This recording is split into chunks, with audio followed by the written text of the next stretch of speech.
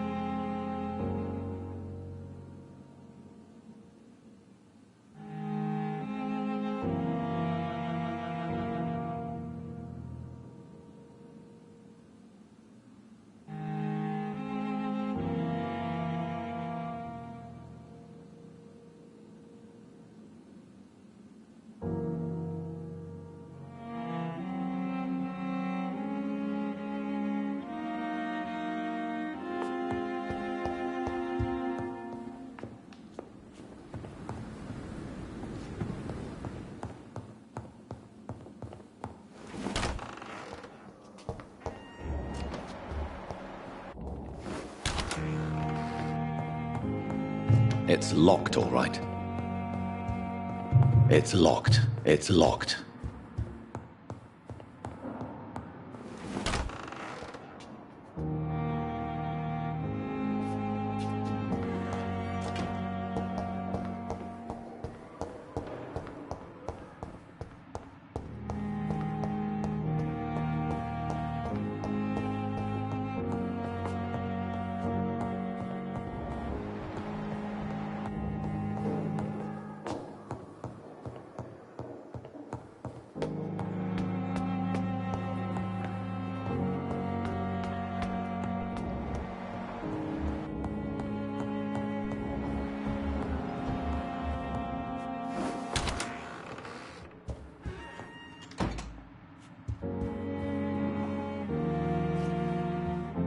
Jonathan, old chap, how are you tonight? I've seen little of you of late. I was conducting research in my room, away from the nightly routines. Of course, of course. Worry not, I understand. The situation has been testy around here. I won't deny it, but we still stand.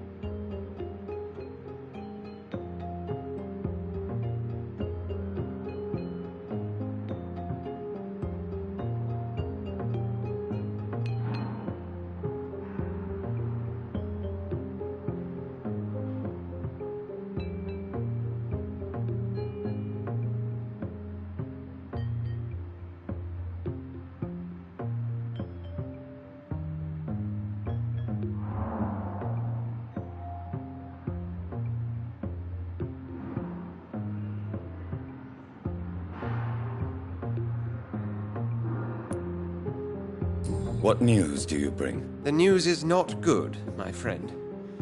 We try to keep the epidemic at bay, but street violence is escalating quickly. How bad is the epidemic? It is killing the infected patients faster. In less than 2 days now. The only blessing is that they are contagious for a shorter period.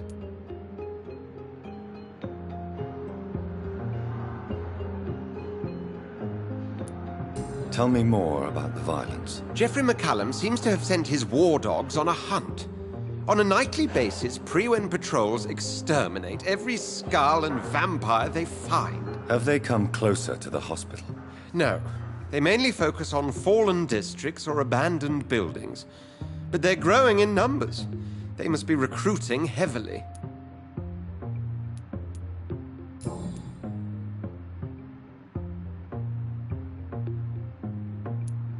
Have you any reliable friends in the West End who might assist me? Unfortunately, you will be alone. Except for our ravishing red-headed acquaintance, of course. What about the Brotherhood of St. Paul's Stole? Where are they? There are only a few of us, and most others would not speak to you. I am the black sheep of our brotherly flock, you know.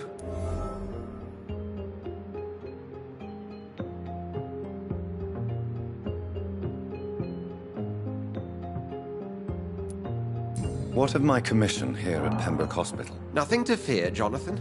Your position here is in no jeopardy. You remain one of us, and you are always most welcome.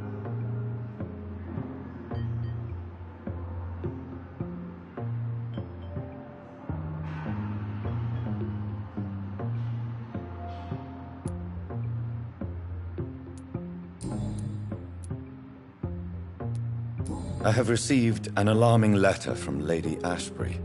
She wants me to meet her at her house. I have been granted safe passage. Then you are twice fortunate. I have never been invited to the lady's mansion, and with the quarantine and controls, city access is nigh impossible.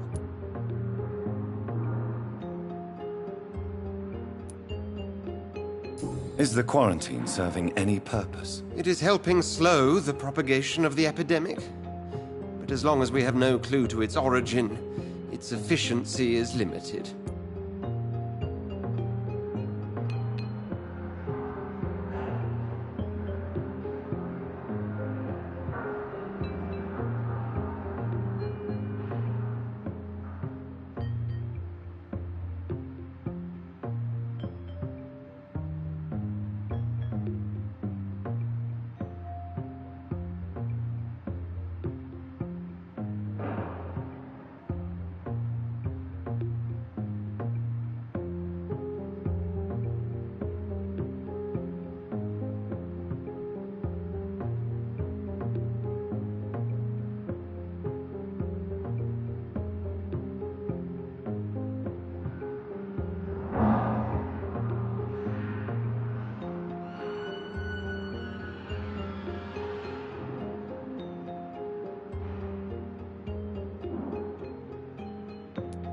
Why have you never entered the lady's house?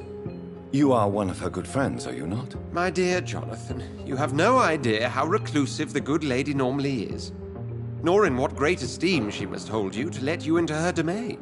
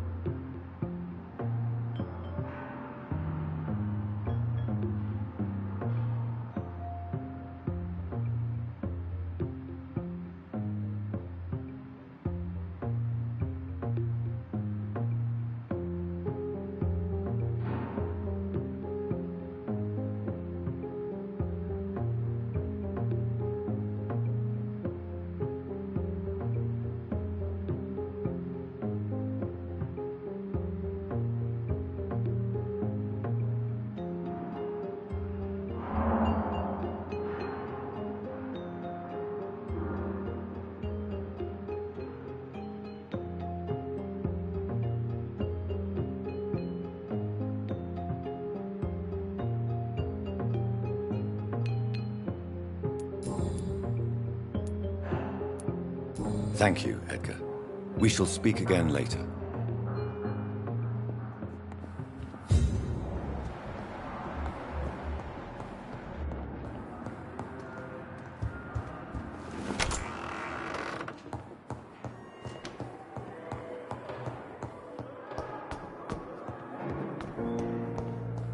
So many deaths.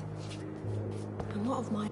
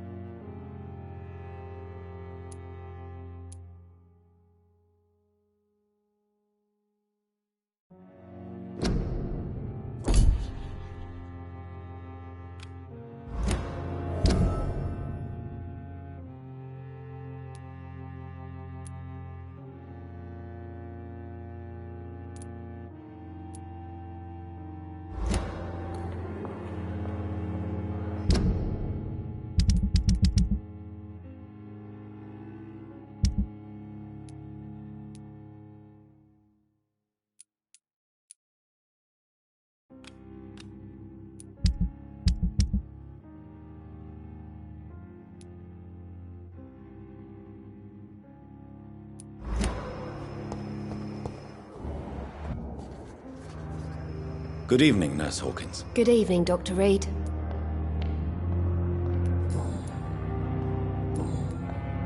Do you need medical help yourself, Nurse? I'm afraid I've contracted some illness, Dr. Reed. Not under my watch, Nurse. Take this. You'll feel better. Thank you, Dr. Reed.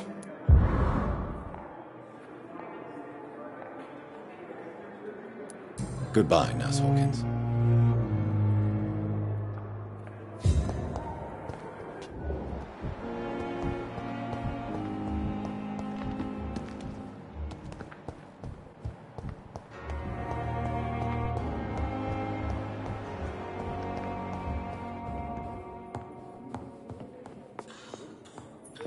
I'm quite busy right now, Dr. Reed.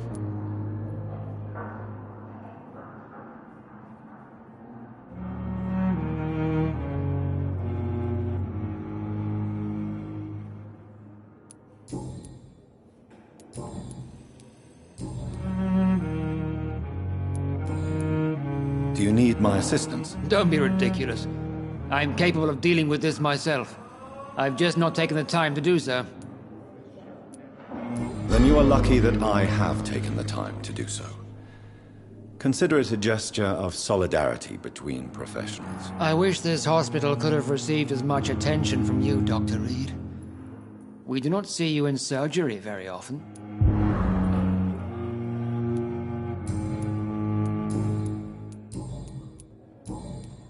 Thank you for your time. We'll talk later.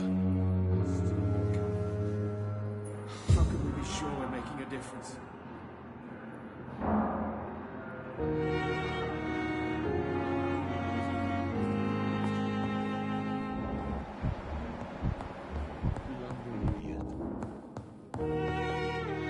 Good evening, Mr. Fiddick. Good evening, Dr. Reed.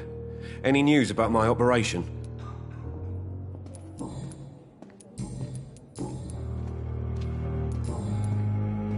Is there anything else that's bothering you? Can I help in any way? Really? Why has no one else asked me that since I got here? I thought I was in a hospital.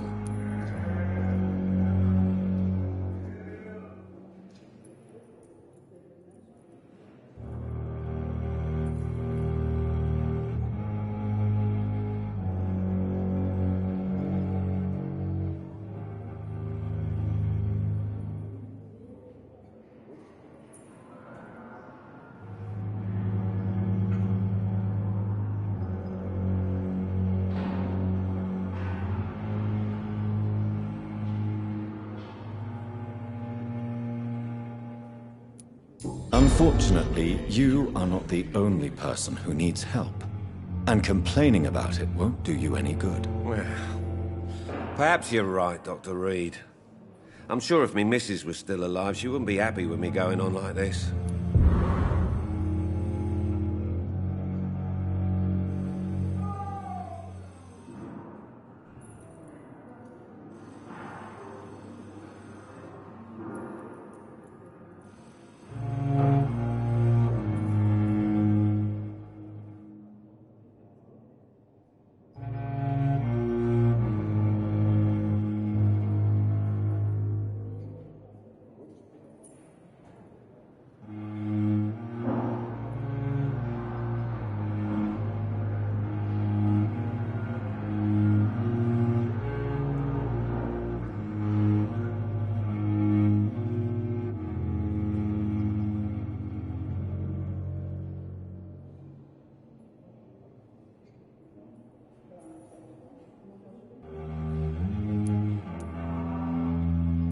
Goodbye for now, Mr. Fiddick. I'll see you later. My sweet girl.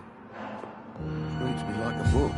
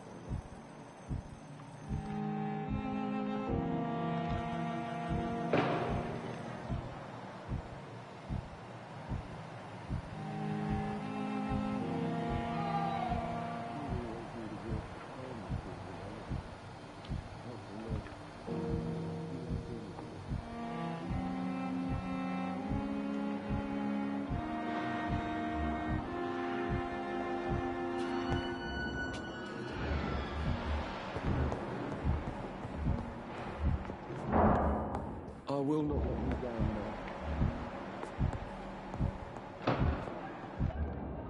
now. Good evening, Doctor.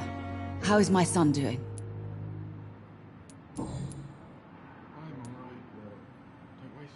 I've read your son's medical report, Beatrice.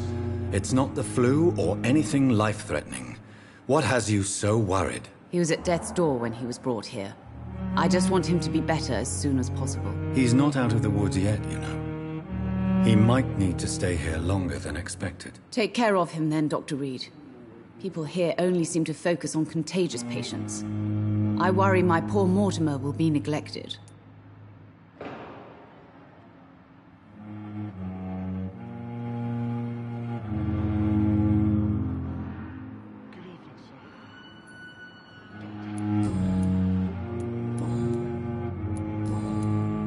Do you require medical attention as well, Mrs. Goswick? Do you know you're the only one who's asked me this? No, I don't feel well, actually.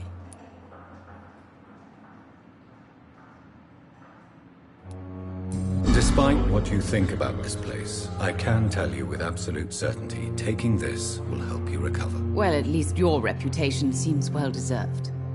Unfortunately, I can't say the same for this hospital.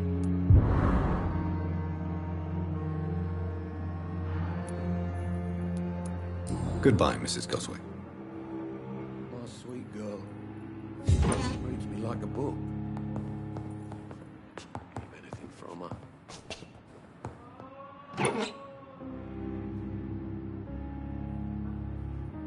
Good evening, sir. Doctor. Good evening, Mr. Goswick. How are you? I'm okay.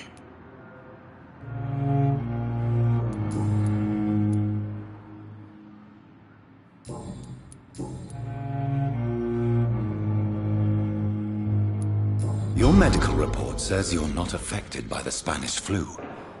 What do you think of that, Mortimer? Does it make me happy? Not in the slightest.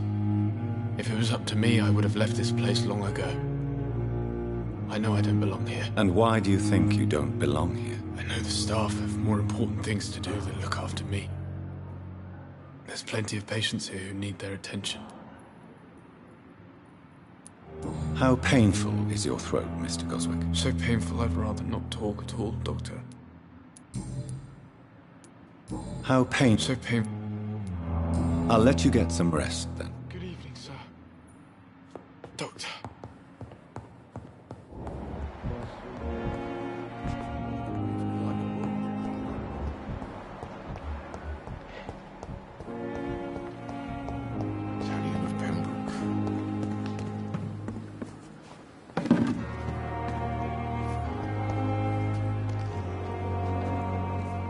Good evening, Milton. Good evening, Doctor. Still trying to save lives?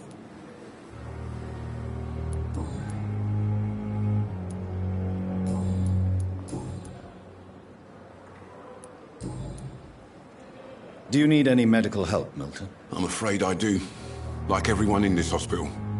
It's a sad state of affairs when even the hospital workers are worried about disease.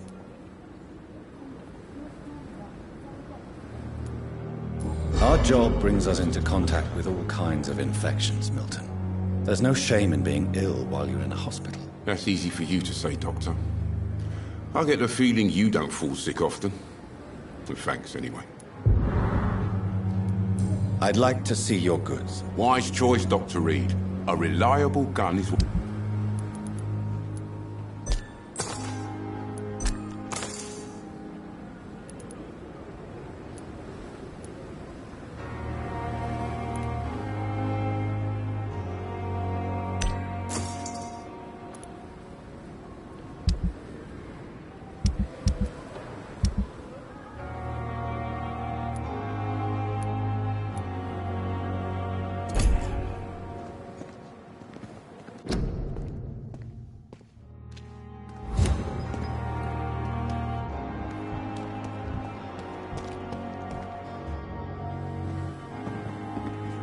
Good evening, Nurse Brannigan. Good evening, Doctor.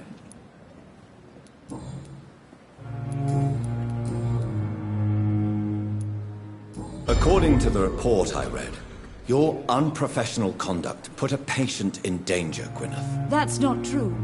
I know when my patient's life is at risk, and I'm more competent than a lot of doctors that I know. Problem is, I'm a woman. I don't see what your gender has to do with your abilities, Nurse. Yes, nurse. Because I'll never be a doctor, no matter what my skills. I could make a decision that could save a life, but oh no, that's unbecoming conduct. Have you heard of Elizabeth Blackwell?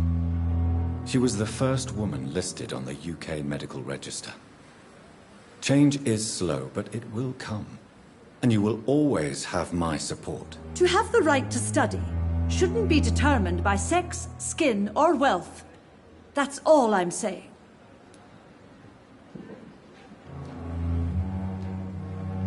Do you require medical assistance, Nurse? I will be fine, as soon as I can get some sleep. Nurse, you won't be able to help people if you're sick. Take this, and do try to get some rest. I'll try, Dr. Reed. Thank you.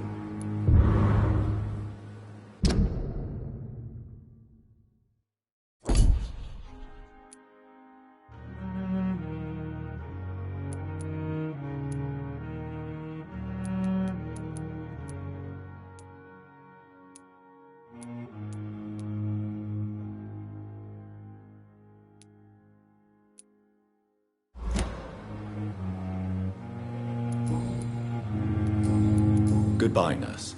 Call me if you need assistance. Another night with the glorious hotel.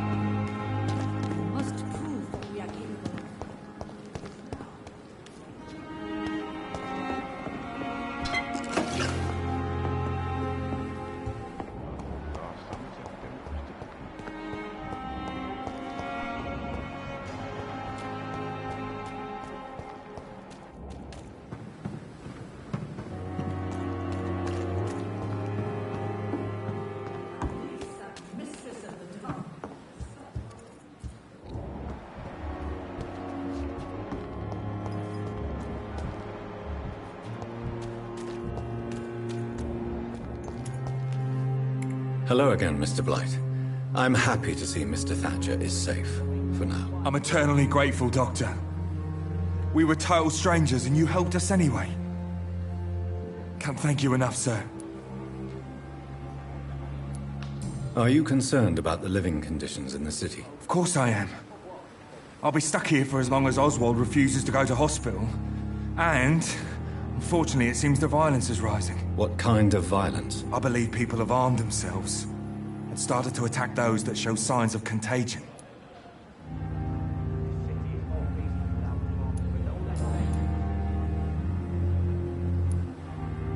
You are always welcome at the Pembroke Hospital. As a former officer, I'll be honored to welcome a fellow veteran. I'm not giving up on bringing Oswald back to the hospital. Perhaps he... Could you speak? Why do you stay here? It's complicated. Can you... Rats... What can you... War was... Did you know... No. I fought in France. Yeah.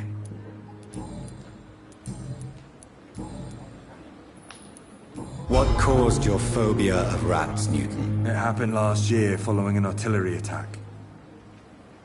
I was trapped for 2 days in a hole under 2 dead soldiers. And there were rats. Go on. They started eating me as soon as I dozed.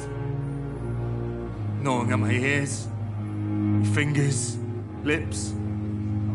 I couldn't move. Couldn't call for help. I see. No, you don't. You have no idea what it is to wake up buried under bodies. Fucking vermin eating your flesh. Oswald. He found me and saved me.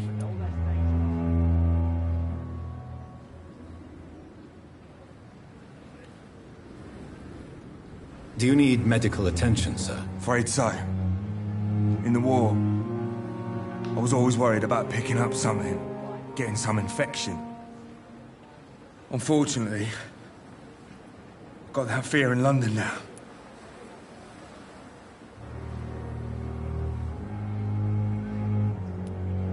Throughout history, some diseases have done more damage to armies than any weapon created by man.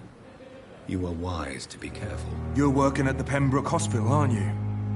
That's a good enough reason for me and Oswald to go there.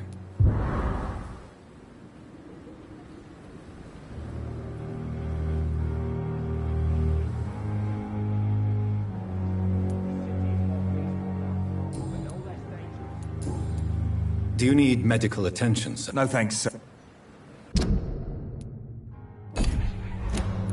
Goodbye, Mr. Blight. Take care of yourself.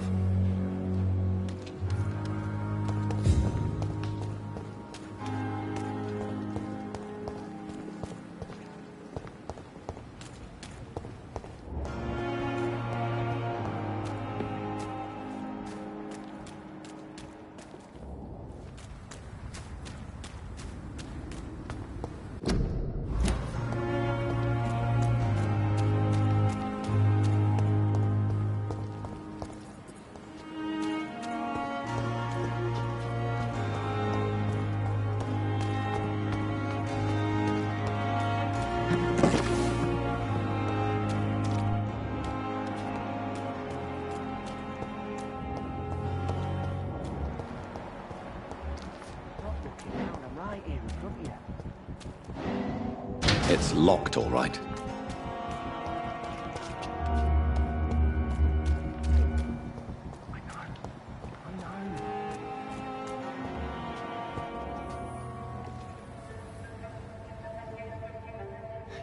Sometimes you act like a real jerk, you know that?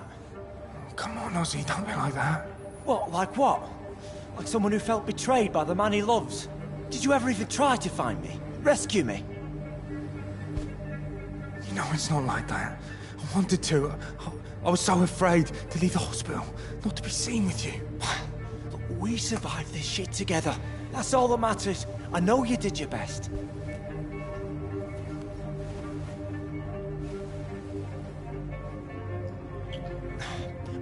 Fuck the war, right? And fuck them all. Fuck the war. Fuck them all.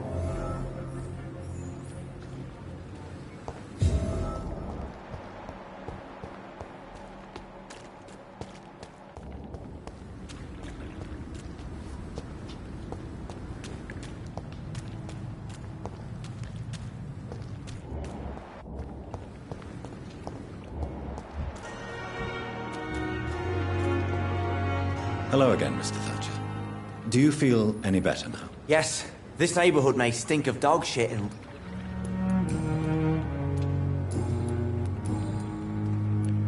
Tell me about your true feelings for Newton. I love him. I'm not ashamed to say it. He's the best thing that ever happened to me.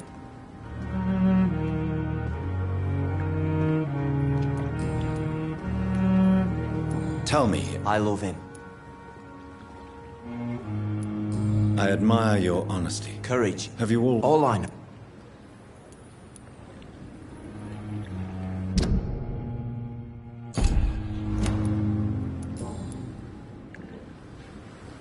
Tell me about... I love him.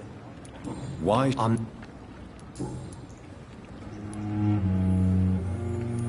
Do you want to talk about why you have... No! An irrational... Well, Doctor... As a soldier... My God! Do you need medical attention? Don't get me wrong, sir. I'm grateful for what you've done, but I've never felt comfortable with doctors. I'm certain you have your reasons. But let me assure you, I'm not like other doctors you may have consulted with. It is true. You risked your life to save me, after all. It would be impolite to refuse your counsel.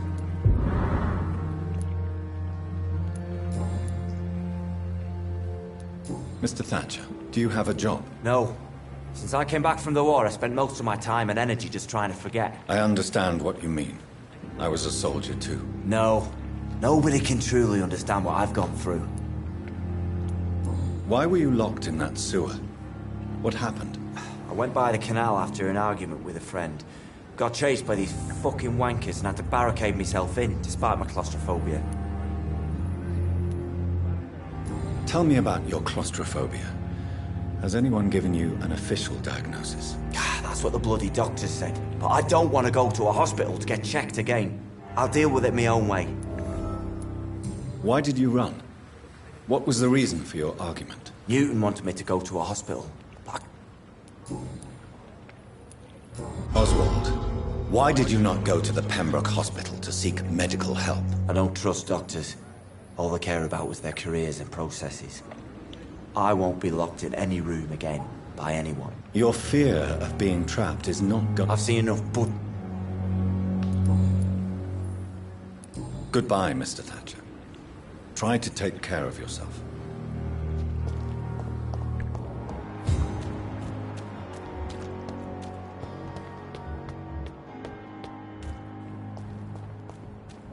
Jesus, I've never seen so many people dying at the same time. Hey, Doc.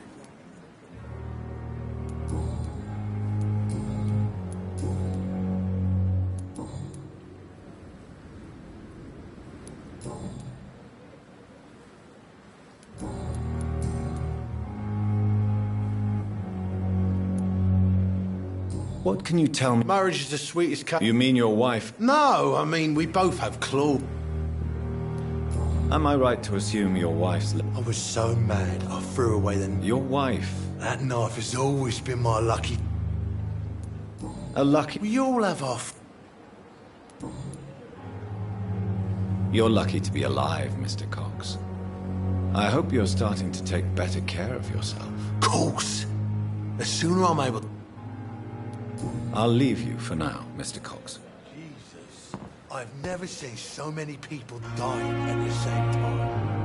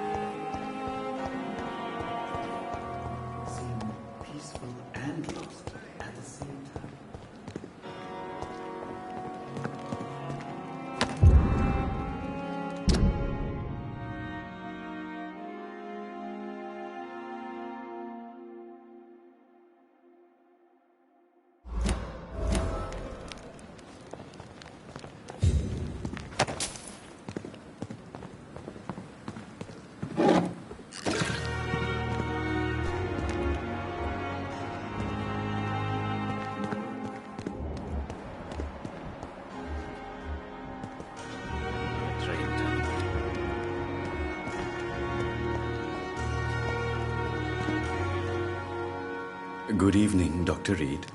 Such a pleasure to see you again. Tell me the truth about your appointment as a medic during the war, Rakesh. The regiment administration appointed me by mistake. I had to learn the job on the spot, sir. Very hard, sir, but I rose to the challenge. Do you realize how many soldiers died because of that decision? You should have refused. Yes, sir. I swear I did, sir. But no one listened.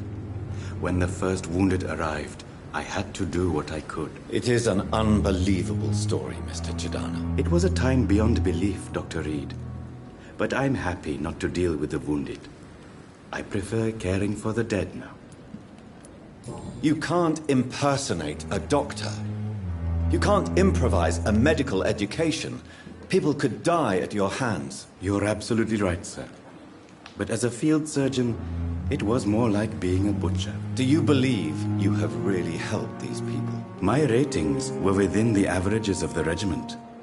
I saved lives, Dr. Reed. Does that not say enough about triage and war surgery?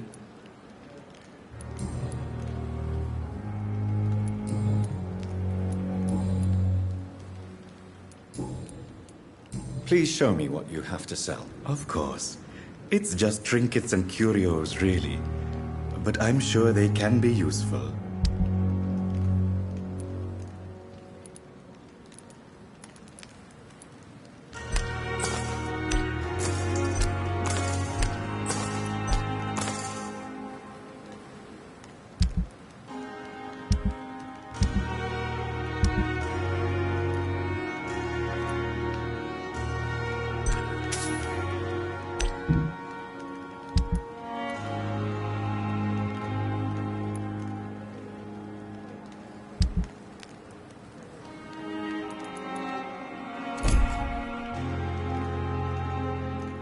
Good evening, Doctor. Do you need medical attention? Well, the proximity of the dead is not the most healthy company, even if the quiet can be appreciated.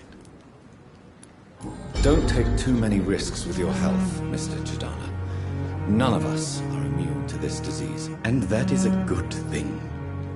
Death and disease is a constant reminder of our mortality. But you have my thanks, Dr. Reed. Goodbye, Mr. Chidana.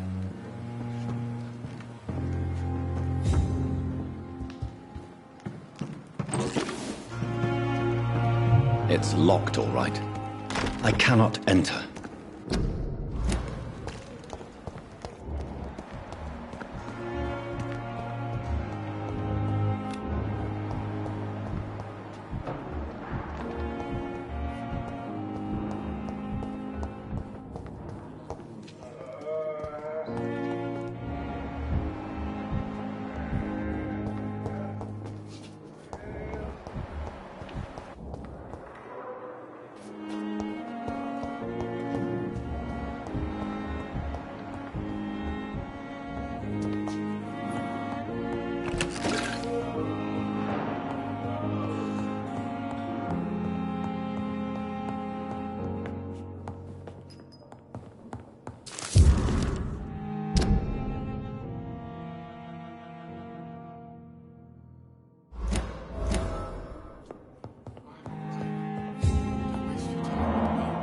Good evening, Mr. Fiddick. Good evening, Dr. Reed.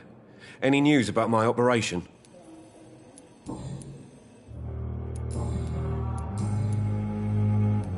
You seem worried about the safety of your family. And it's obviously the reason why your wound troubles you so much. I cannot give up on my children now. They both need me living. What about their mother, if I may ask? She died in 1915 during one of the first Zeppelin raids. We never found her body.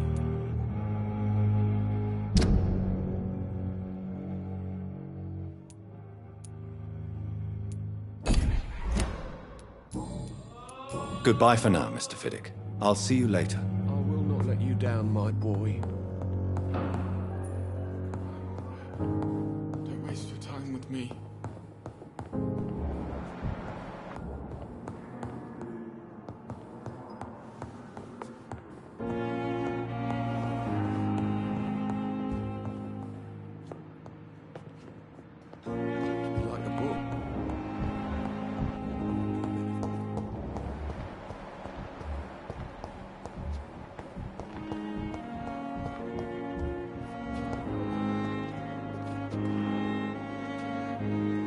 Good evening, Mr. Elwood. Evening, Dr. Reed.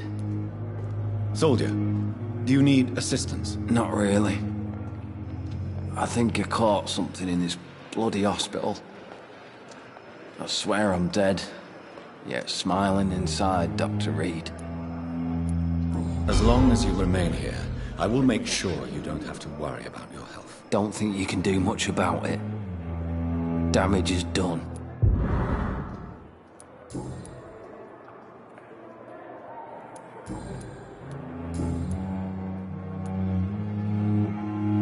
Why do you feel responsible for the injury, Thomas? What really happened? I wasn't disfigured by any German shells. It happened during my leave. It was an accident. Tell me what really happened then. I went with a whore in Rouen. Dead drunk I was. The hotel was a shithole. There was a fire that night. Did you start the fire? Were you trying to avoid going back to the front? That's not uncommon, you know. No. It's just that I was asleep when the flames reached the room. The girl was long gone. Bitch never woke me up. Left me to burn. Why lie about it? Come on. It's one thing to come back disfigured by the Germans, and it's another to get injured in an accident that could have happened to anybody.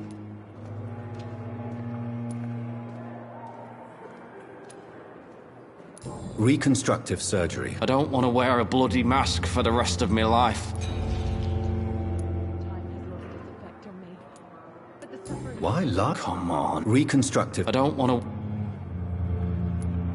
Why? Come on. Reconstructive surgery. I don't want to wear...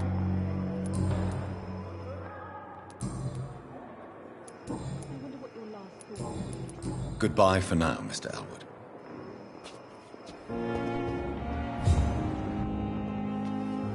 Good evening, Miss Howcroft. How are you tonight? I need blood, Doctor. Warm, rich, vibrant blood.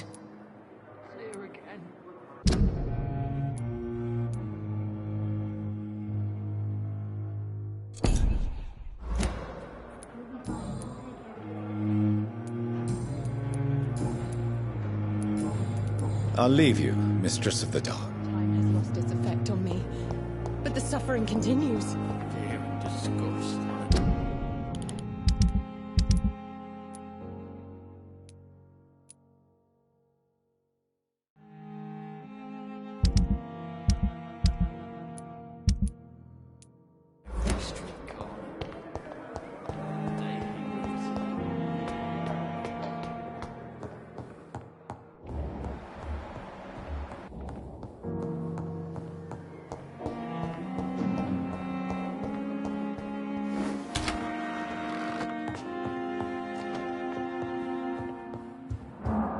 It's locked.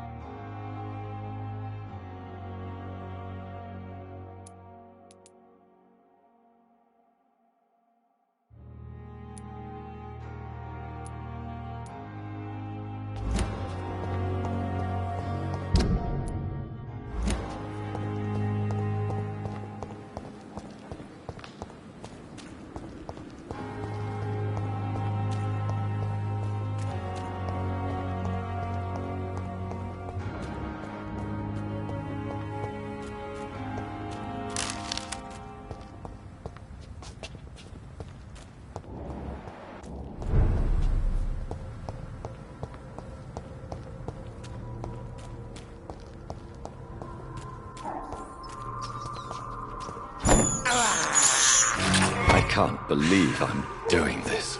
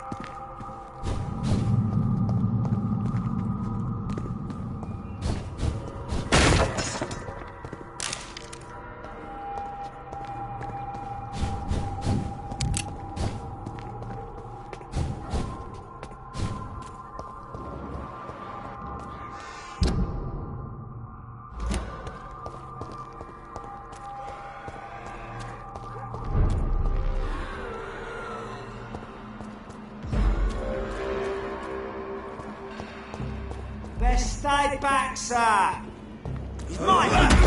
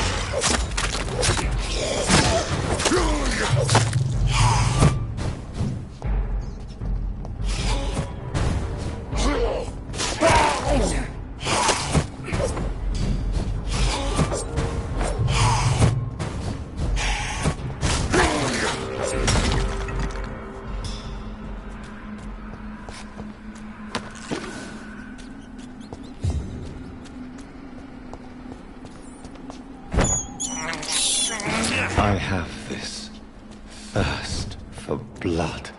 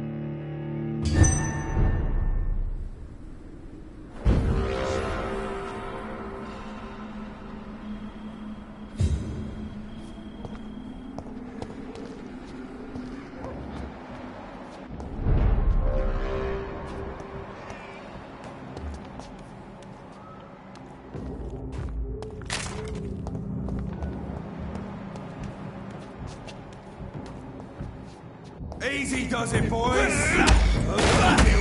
there! There's one of them virgins!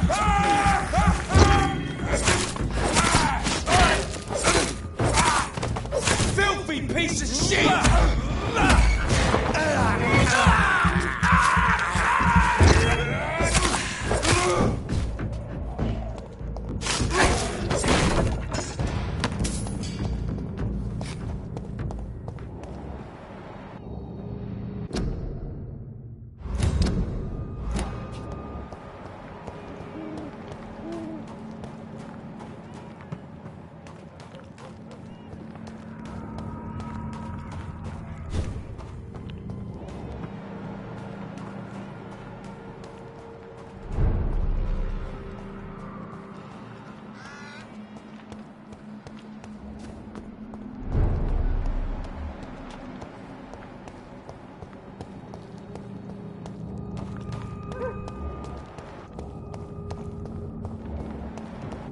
Back in the crowd!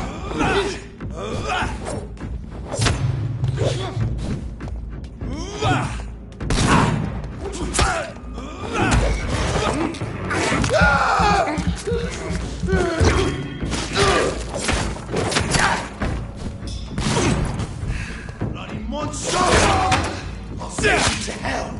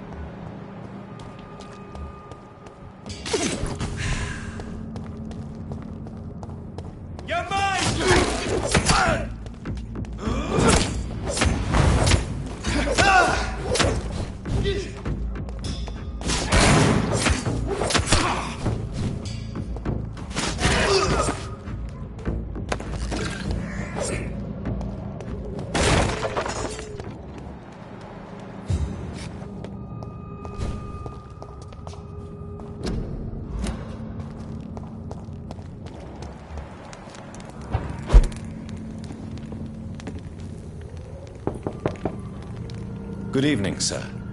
It's me again. Leave me alone, I say, whoever you are. It cannot be safe for a blind man to live here alone. Let me enter, sir. I swear I mean you no harm. Well, a voice never lies, and yours clearly is the voice of a gentleman. All right, Doctor, come on in. What kind of gentleman pays visits to people at this late hour?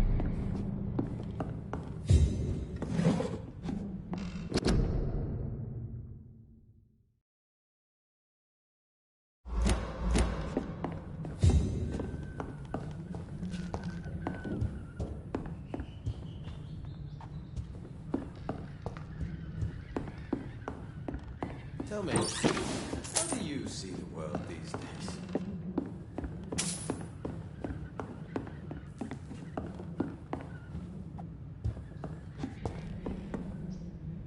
So what is the name of my nocturnal visitor? I'm Dr. Jonathan Reed. As I already explained to you, I'm inquiring about the epidemic. Dr. Reed? The eminent surgeon? My God, I'd never have expected a brilliant physician like you to knock on my door. You flatter me, sir. No, sir, I am flattered. I read all your work when I still had my sight. I loved it. I'm Mason Swanborough, by the way.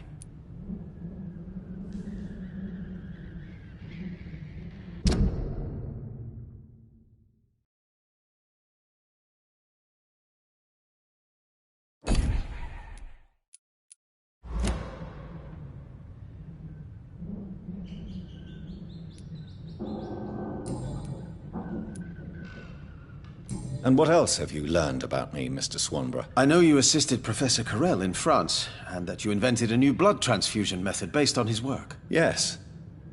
Those were frustrating but exciting days. I loved it. Yes, the thrill of research and discovery. This is what drives people like us, Dr. Reed. Oh, how I envy you. Does someone take care of you in this isolated place? My sister Loretta and I have our daily routine.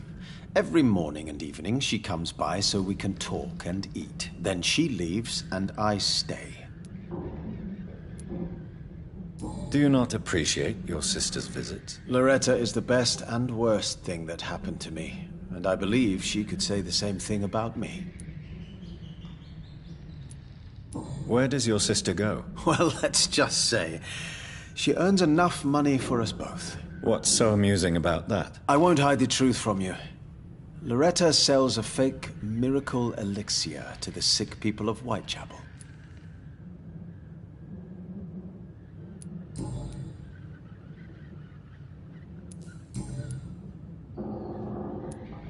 How is the sanitary situation evolving in Whitechapel these days? I hear them hissing and scratching at my door every night.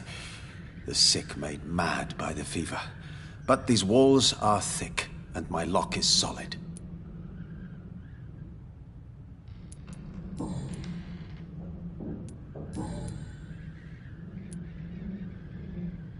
Do you know Braille, Mr. Swanborough? I'm no expert, but I learned it in my spare time, yes. Why? I found a strange document entitled Cure for Blindness. It's written in Braille, so I thought perhaps it was yours. Really? Is that some kind of sick joke? Let me see. Here it is. This letter seems authentic. And it actually refers to an experimental cure for blindness. You have piqued my interest, Dr. Reed. Could it be of any use to you? No. This page is just a part of a larger diary. I'd be glad if you could find the other pages.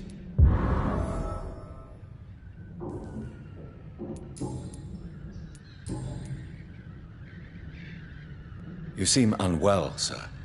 Do you need my assistance? Actually, I feel worse than usual. Can you give me something? Yes. I can give you a little something that has been proven effective. Thank you, Doctor.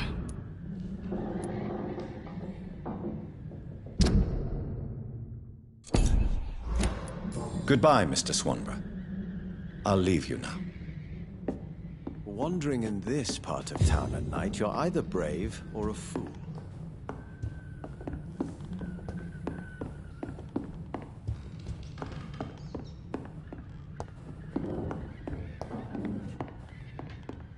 It's locked, all right.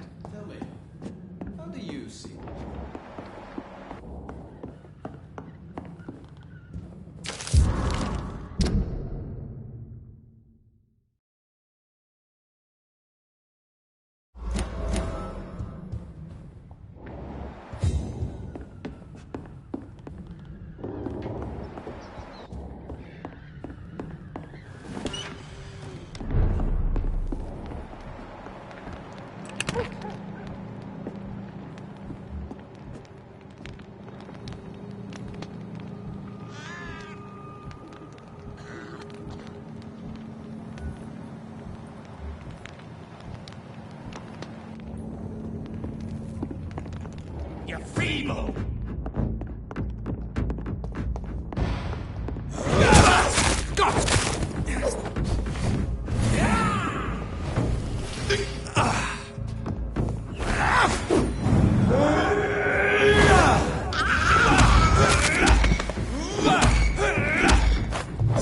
You're my king, and this is my territory.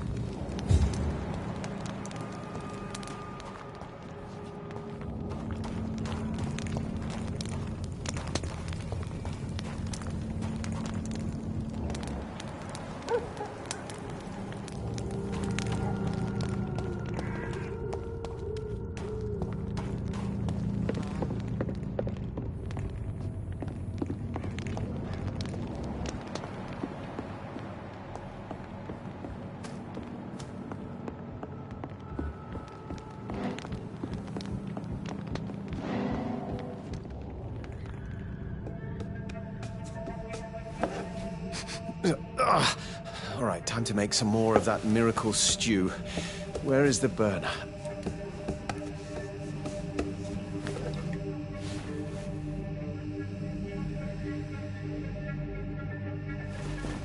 Ouch! Ah, shit! Ow! Shit, no more chlorine. Well, the next batch will be a little less miraculous, that's all.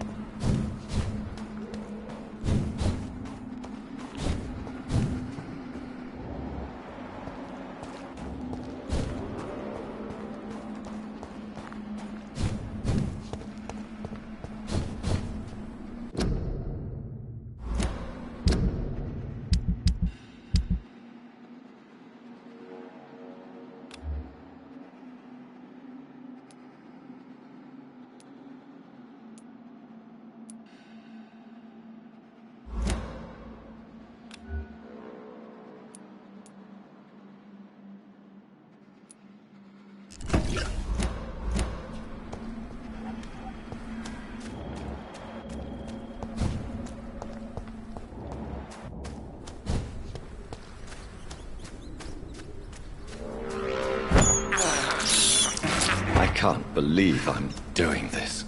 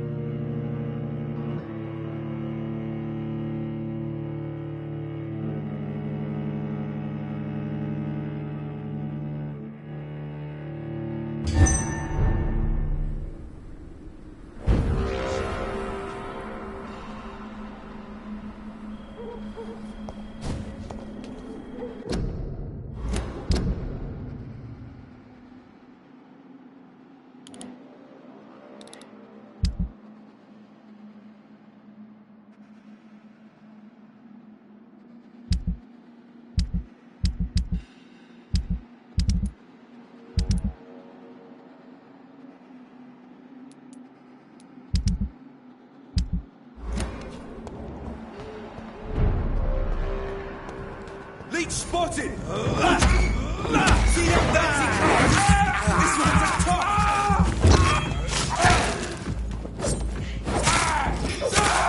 He's done for!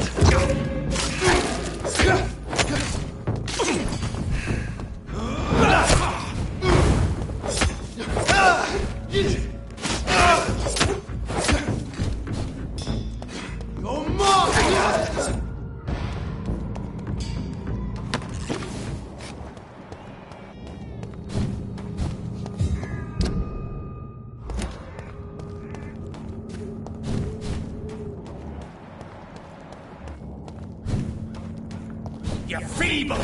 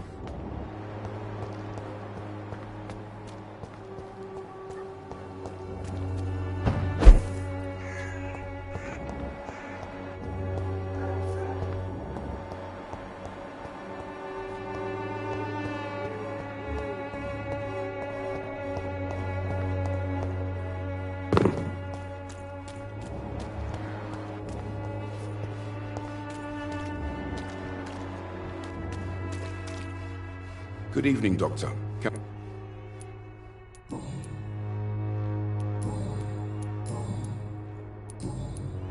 How are conditions? I always thought it was my... And you're not... emptied... Goodbye.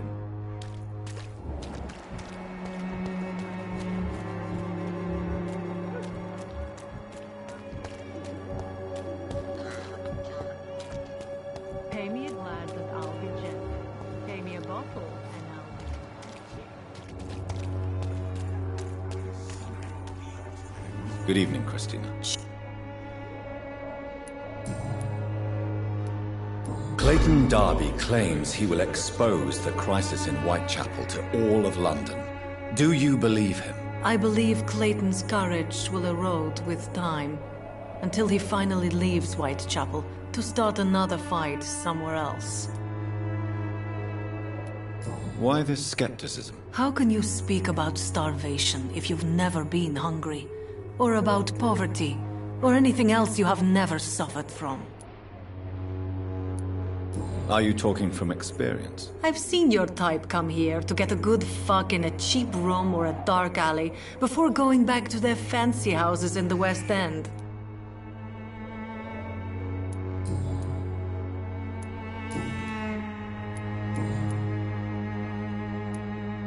Tell me about yourself. Are you joking with me? People don't usually come to see me for conversation. I have no interest in your work. I am, however, curious as to what led you into this career. Short story. The war, exile, and England. This country is not especially welcoming. I've been refused many jobs because of where I am from. I had few options left.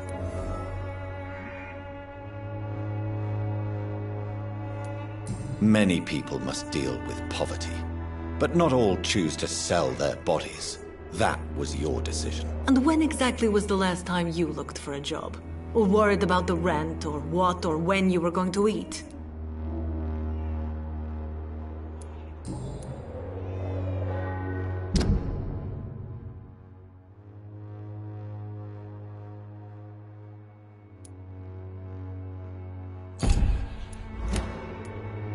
Could this be the scarf you lost, Miss Popper? It is much more than a scarf to me.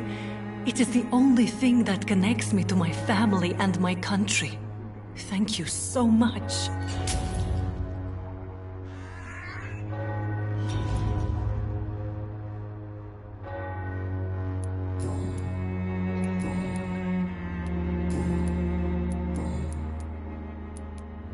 Goodbye, miss. Take care of yourself as best you can.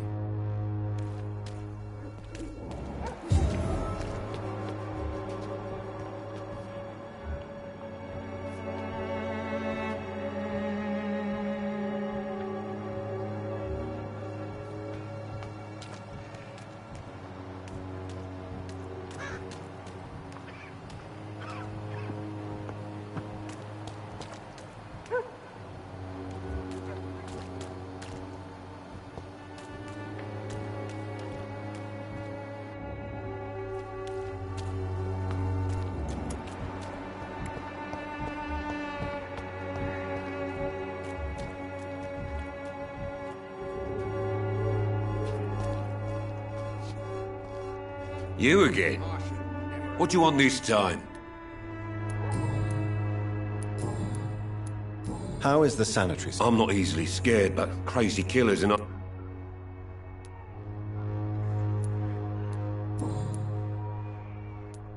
Why is your relationship with your son so difficult? Harry and I are so different. Sometimes I wonder if he's my own blood. Seems he's ashamed to be my son. Why not change that then? If you used your strength to do good, perhaps Harry wouldn't feel that way about you. How dare you tell me what I should or shouldn't do with my boy? Who the fuck are you to interfere like that?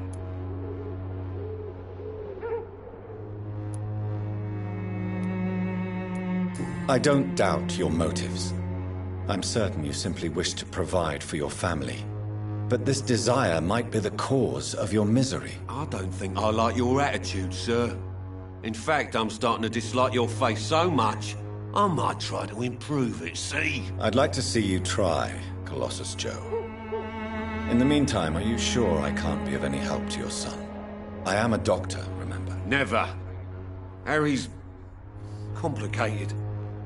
Fragile, you could say. Doesn't mingle with strangers. Now leave us alone.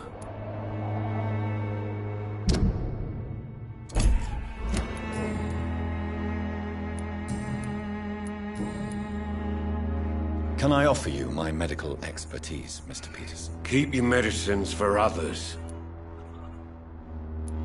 There is a thin line between pride and stupidity, sir. Please take this medication. You'll feel better. All right. I'll take it then. It's not like I don't appreciate the gesture. Goodbye, Mr. Peterson.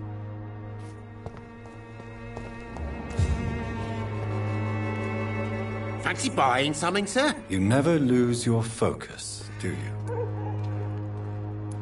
How are the current... When there's more people outside at night than during the day...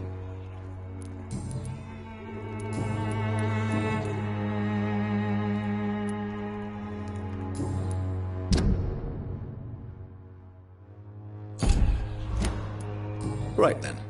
Show me what you have.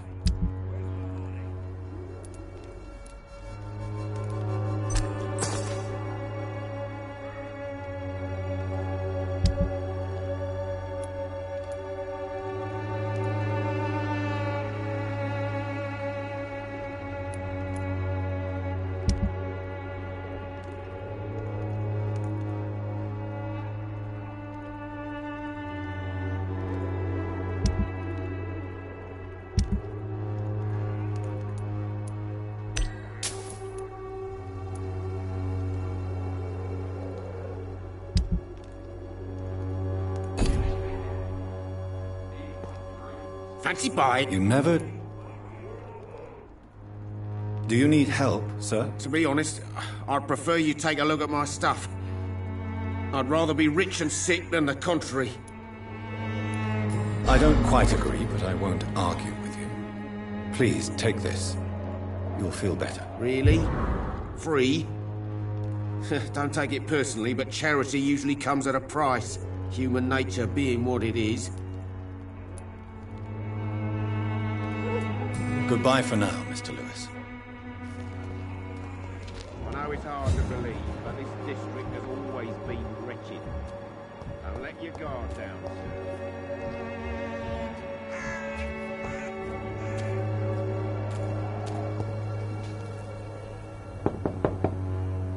Good evening, Harry.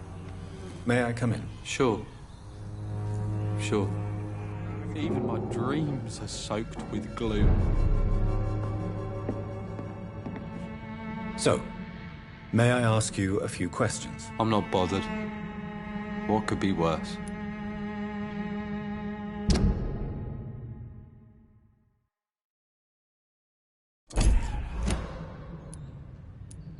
Have you any recent... I don't believe in miracles.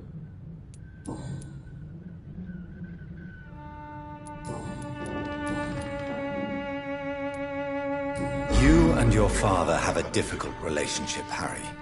Tell me, did he ever hurt you? No, never. My father can be brutal and rude, violent even. but he never touched an hair on my head. What is going on between you two, then? It's his job, if you can call it a job.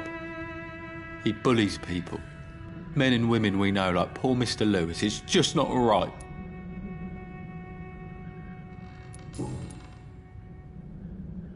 Do you need any medical help, young man? Yes, I do. I feel so tired. I don't know if it's the epidemic, but everything seems so hard. You'll feel better with this. But you need to get a grip, young man. Medication alone won't cure melancholia. I'm not sure I'm happy with the idea of living long in a world like this. But I thank you for your concern, sir.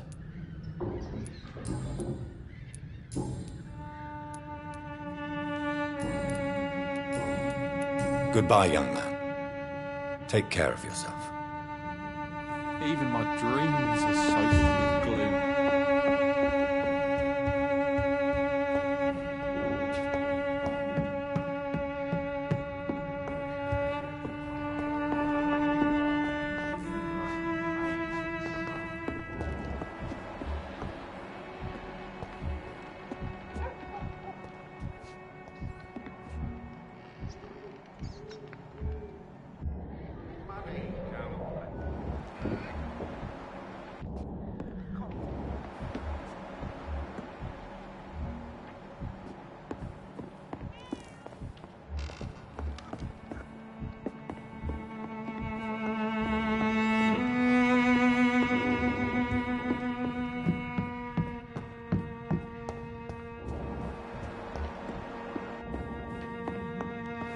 Even my dreams are soaked with gloom. Cheap price, good quality. Come on, take a look.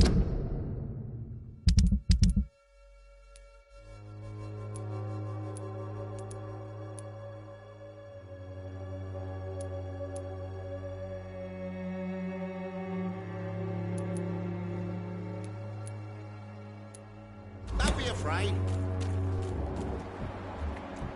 Cheap price, good quality. Come on, take a look. Don't be afraid.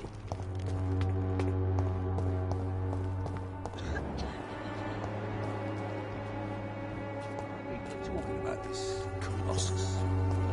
Perhaps I should look into it.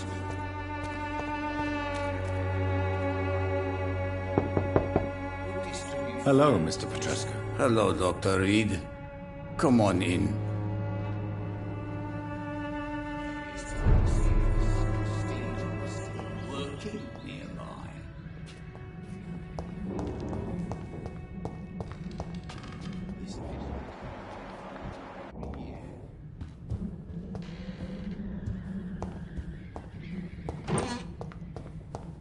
It's locked.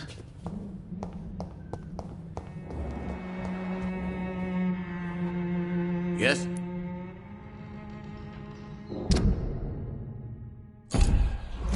Do you need some help, Mr. Petrescu? I am very tired, but that is all. I don't need you, Doctor.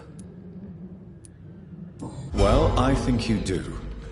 Take this, and you'll feel better. Free drugs from an English doctor?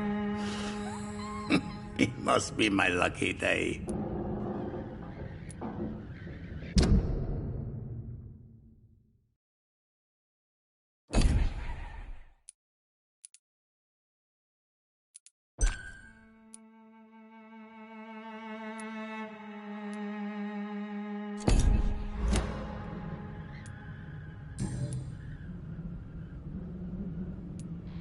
Tell me everything you know about Camellia, the mute florist. I do not believe in the afterlife, Doctor, but I'm almost convinced Camellia is an angel.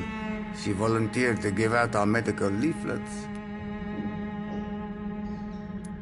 Are you not worried? Are you in... Don't be... Tell me... I do not... Who is she? She's not... You say she... Well...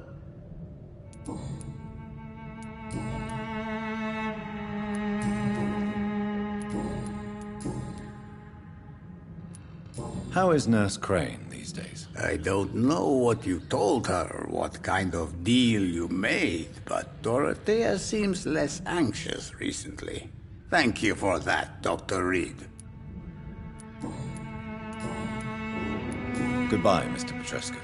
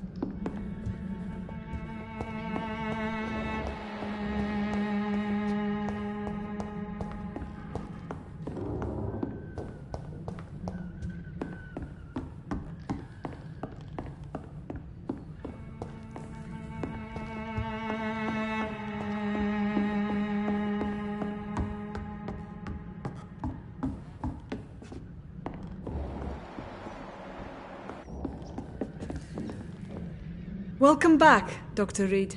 Good evening, nurse. How should I address you? Dorothy? Dorothea? Miss Crane? Dorothy is all right. If you don't mind me calling you Jonathan. That's fine with me. What can I do for you then, Jonathan? How is the sanitary situation in Whitechapel? I don't know whether you have undertaken your own patrols or examinations, but local health seems stable. How are things going in the dispensary? The dispensary is fine, but the situation in the streets is getting worse. Remember those men who attacked us the first time you came here? Yes. Have they threatened you? No, but I heard they now patrol the district every night. I even heard they chase out the sick families. How are things going in the dispensary? The dispensary is fine, but the situation in the streets is getting worse. Remember the... Yes. No.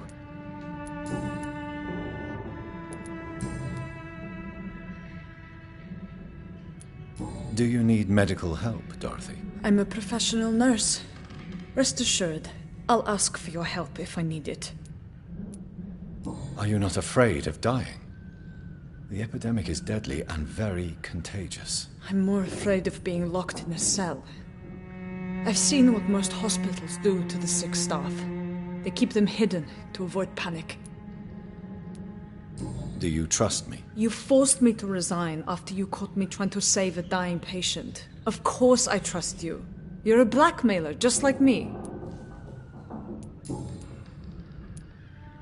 Tell me about yourself, Dorothy. There is not much to say.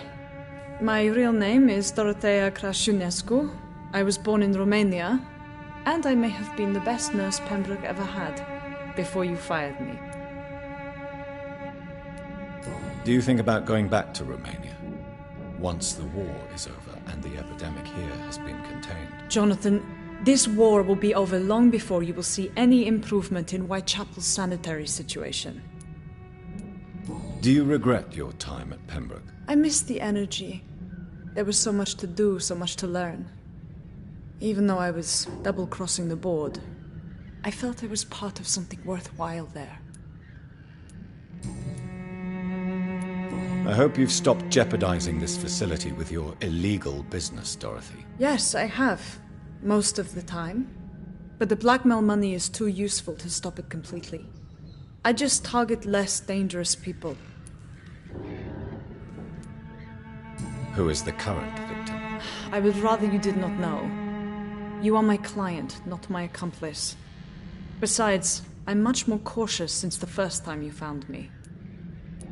Why did you blackmail Lady Ashbury? She's a generous person. You could have asked her for money directly. She killed those patients, I'm sure of that. I know you like her, but that gingerhead has a taste for blood.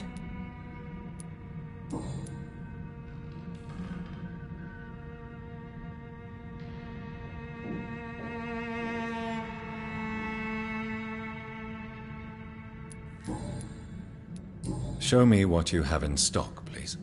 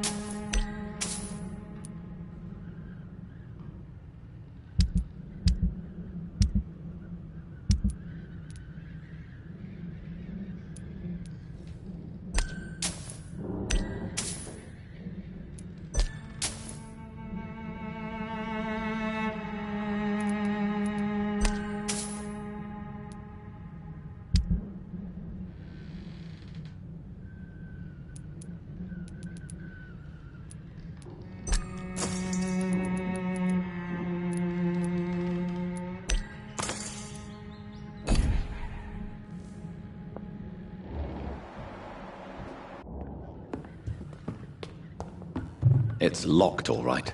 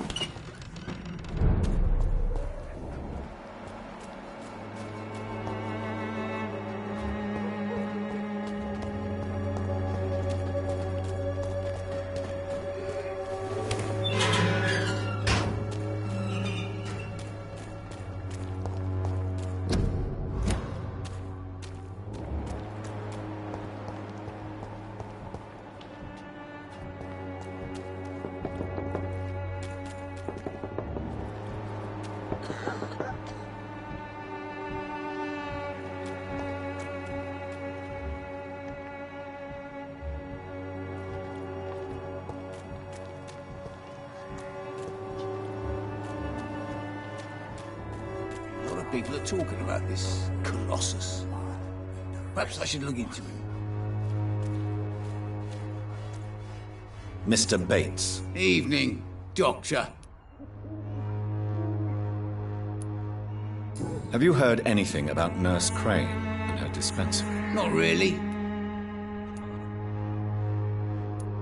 A man such as yourself, knee-deep in the muck of Whitechapel, must know more.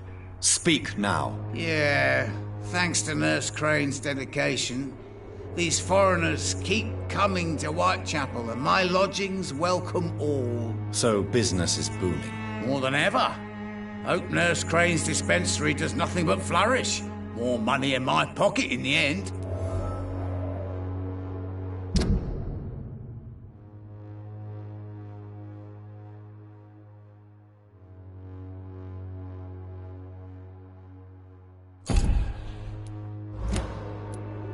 Why am I not convinced? Maybe it's because you lack faith. Being a skeptic must be useful for a man of science.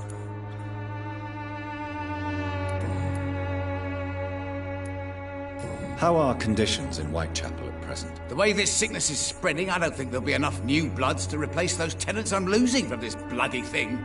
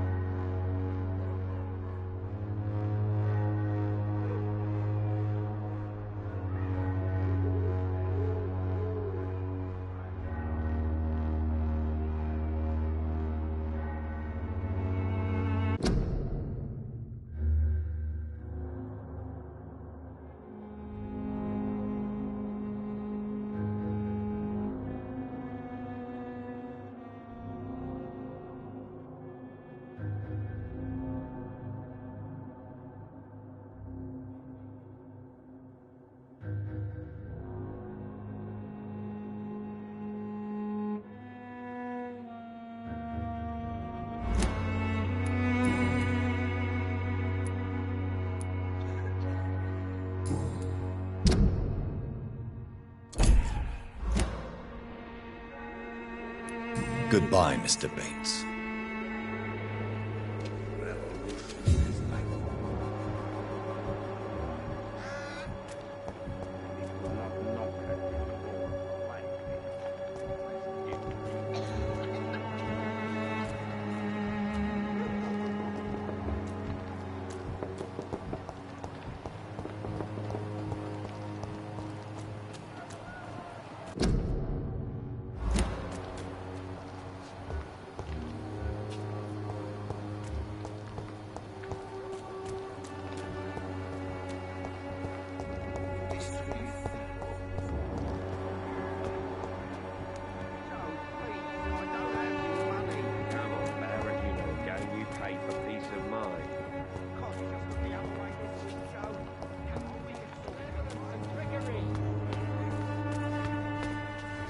You are blinded by your false faith, imprisoned by your daily routine.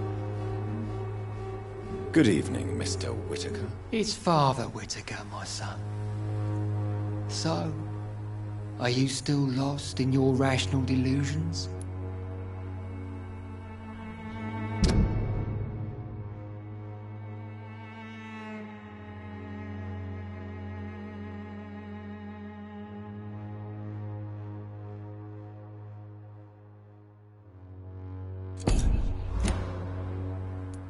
How is the sanitary situation evolving in Whitechapel these days? Don't you hear the trumpets?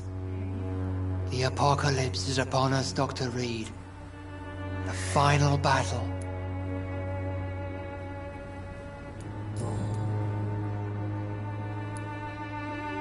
What do you mean when you say that I am more lost than you thought? All scientists are entangled in a world of causes and consequences. And most of them can't see the plain truth. Quite a judgmental opinion, if you ask me. But what do I know? Blinded by science as I am. But you are seeking answers, aren't you? Answers about the Armageddon about to strike the city. Answers about the hidden truth. Well, I suppose... As a doctor... What do you mean? The beast is far... I have heard enough. Good evening, Mr. It's far...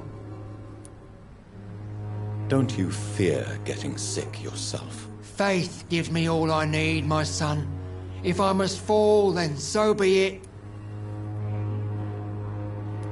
No doubt your faith will prevail, but let me give you some extra protection against the devil's work.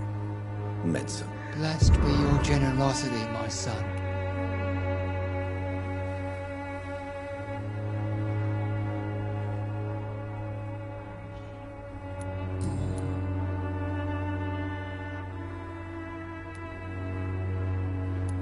Tell me the reason why you despise Joseph Larrabee so much, Tobias. A faithless shepherd is the worst criminal, for he leads his flock to the abyss by disregarding the right path. God smote this man, for he doubted. I only met him briefly, but he seemed a... Do you not believe in punishment? I believe in the logical... Armageddon is a...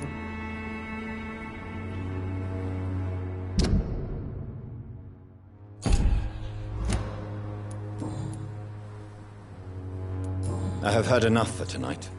Goodbye. Pay me a bottle,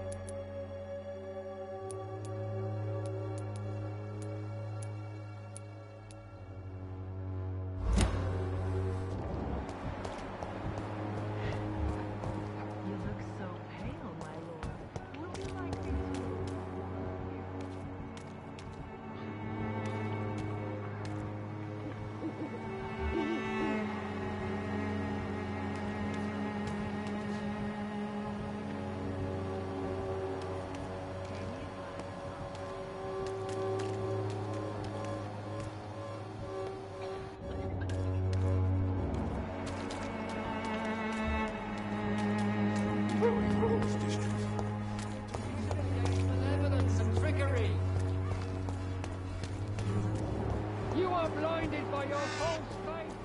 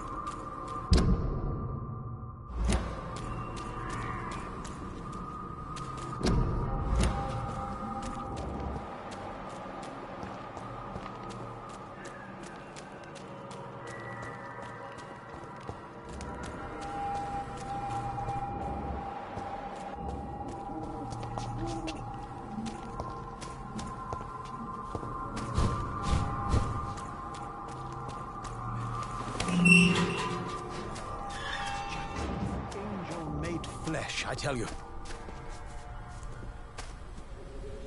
Good evening, Mr. Nithercott. And good evening to you too, my good sir. Can I be of any help?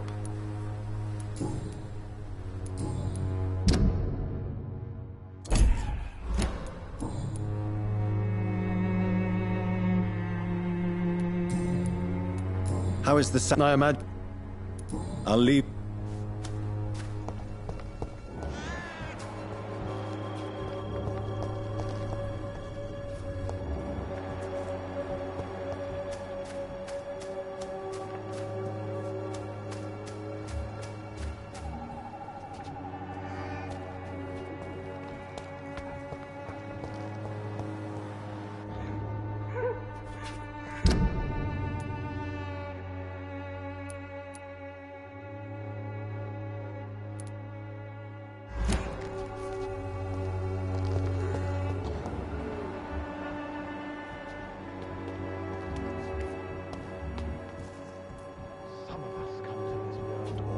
Touched by grace.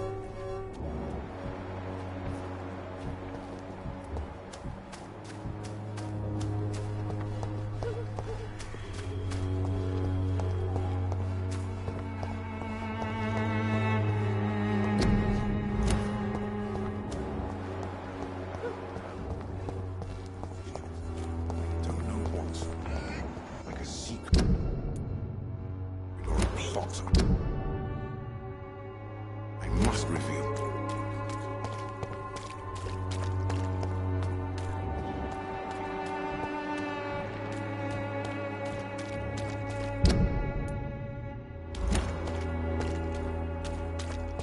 You look so pale, my lord. Would you like me to revive you?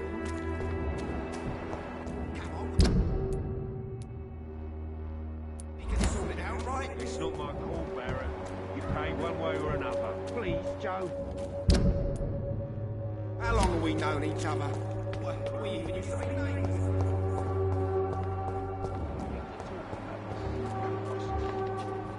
Perhaps I should.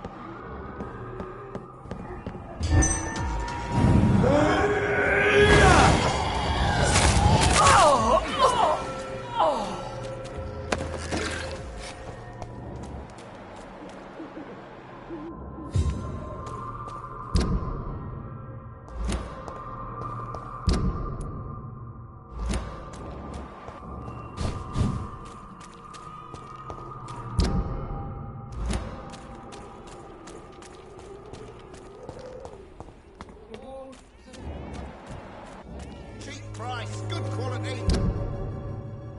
Come on, take a look. Don't be afraid.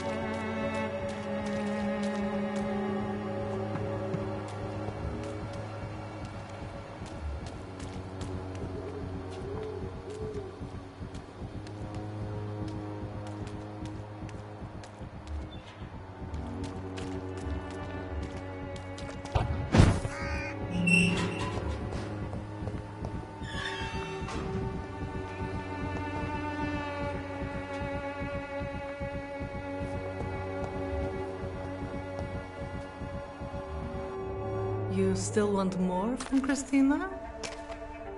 When we spent the night together, my wallet went missing. Are you calling me a thief? I don't have your stupid wallet. I know you. You're a nice girl. Can't we solve this amicably? No, I don't think so. And if you think you know me just because we shared the bed together, you're just a lousy and arrogant journalist.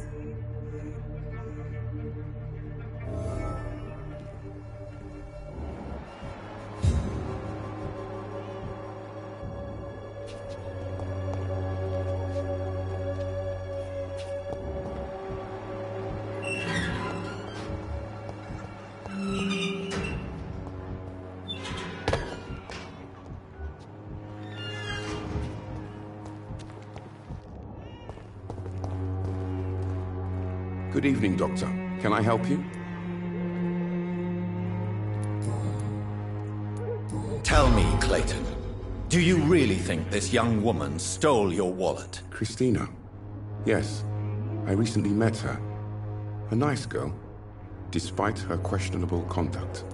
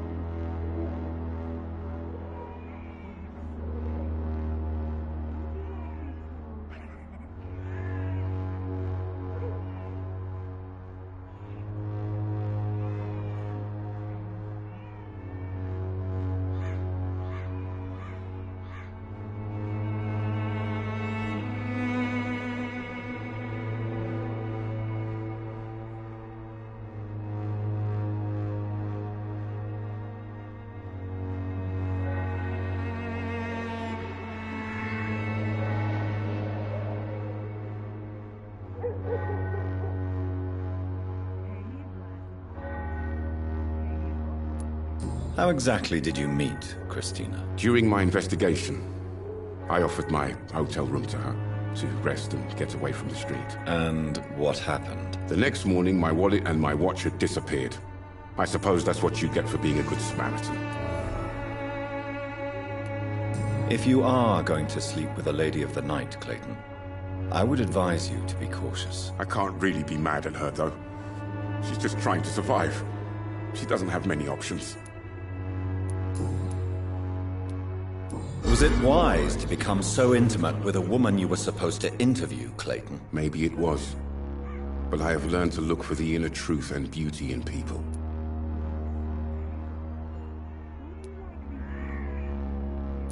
I know more than enough to understand your situation. For a reporter, you certainly lack impartiality. I would have expected more open-mindedness from an educated man like you, Dr. Reed.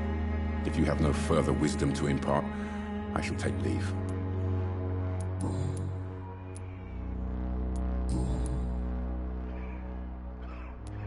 Christina Popper claims she self... Of course I do. Do you think things will ever... I believe this...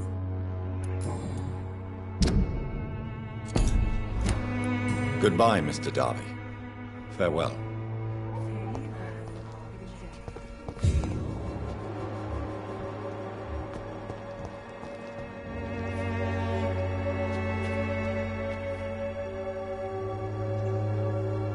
Most of them don't speak English. How am I supposed to interview them?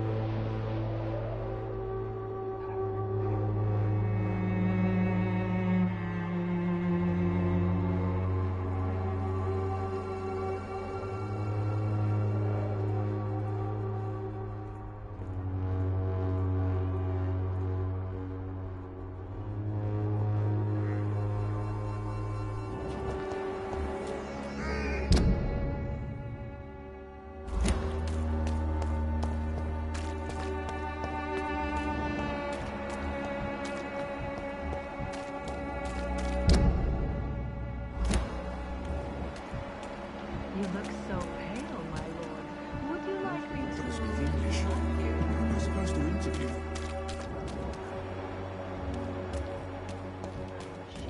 And I'm clean, I promise. Good evening, Christina. Change your mind, Mr. Reed?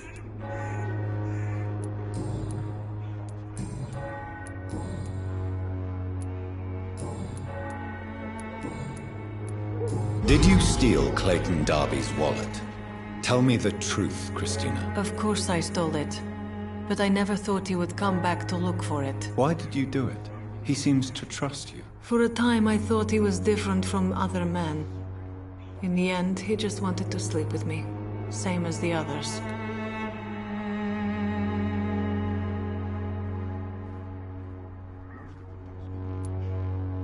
Perhaps Clayton is different. Maybe you two should talk. A conversation couldn't hurt. I know what I am and what people call me. I sleep with men for money. If I can accept that, why can't he? No. My future is with the ones I love, not with Clayton Darby. The ones you love? The money you stole is not for you, then? My brother is still in our hometown in Romania. I am the only one who can buy him a ticket to England. Tell me, Christina, is it worth risking your health and your life for your brother's safety? He's the only family I have left. I had to leave Romania without him. I can't be happy until he is near me again.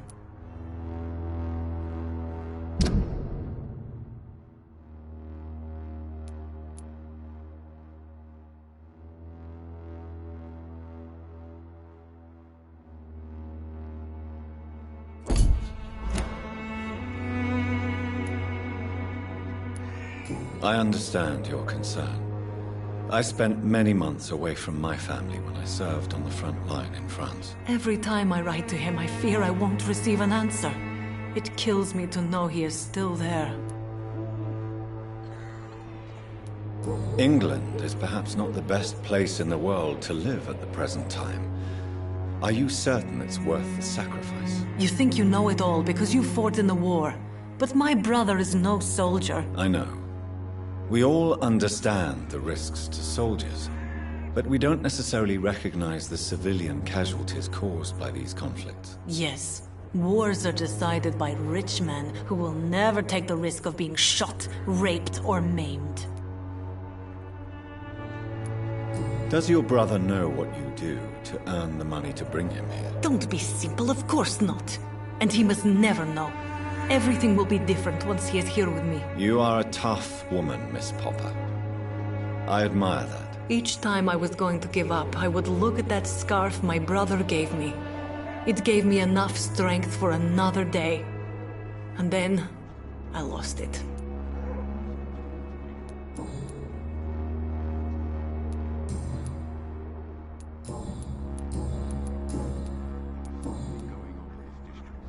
Goodbye, miss.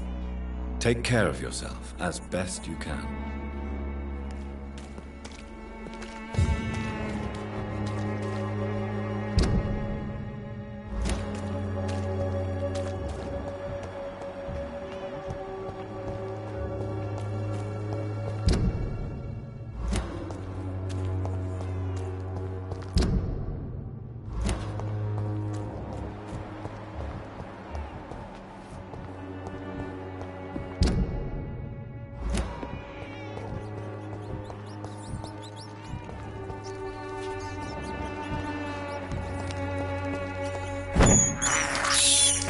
I have this thirst for blood.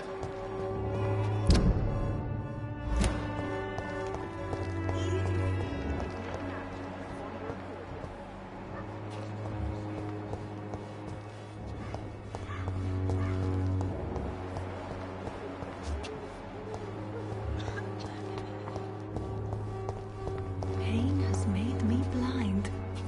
There are so many people who could use my help here.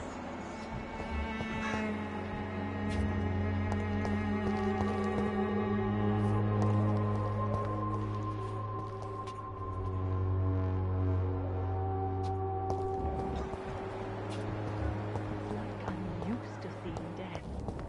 I hope this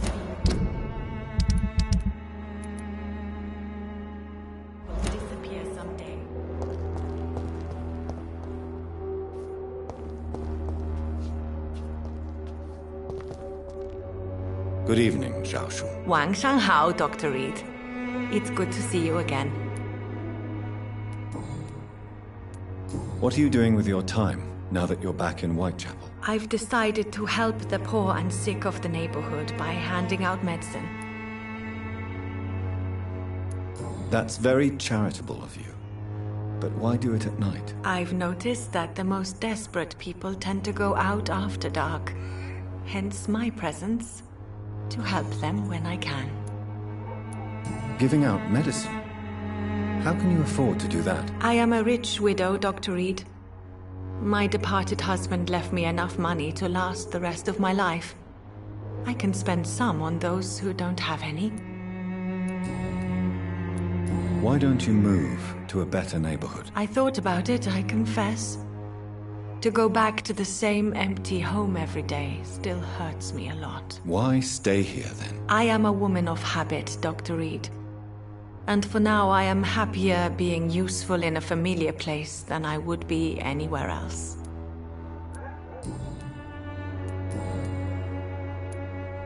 How do you feel now that you're back in Whitechapel? I've decided to follow your advice, sir. I won't forget the dead, but my efforts will be for the living. Do be careful. These streets can be as dangerous as that terrible place where we first met. That's true. And maybe it's the best reason to help people around here. Do you still think? Of course I do. I know what you... Maybe...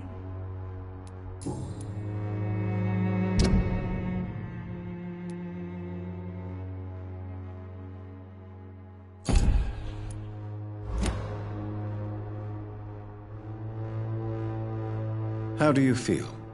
Physically speaking, I mean. I don't feel good, Dr. Reed. Not at all. You should recover quickly after taking this. Thank you, Doctor. Goodbye for now.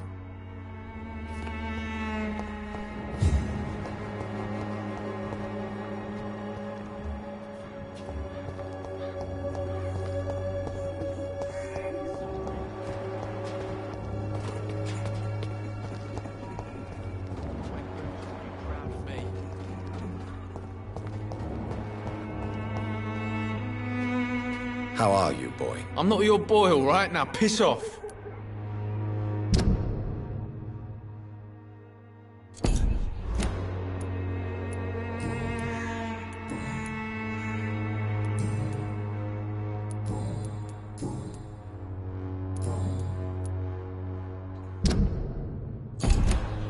Goodbye, young man. How are you? I'm not your... Goodbye.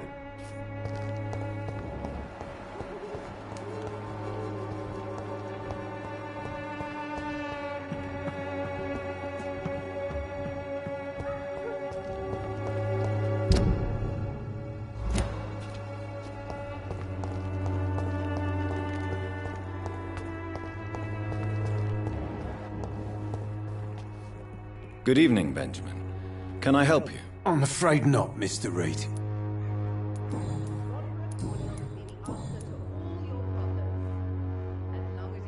What is it? The doctor's... Yes. Not... How can I...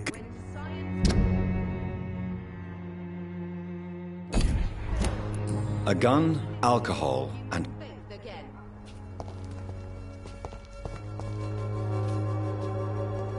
Good evening, my dear colleague.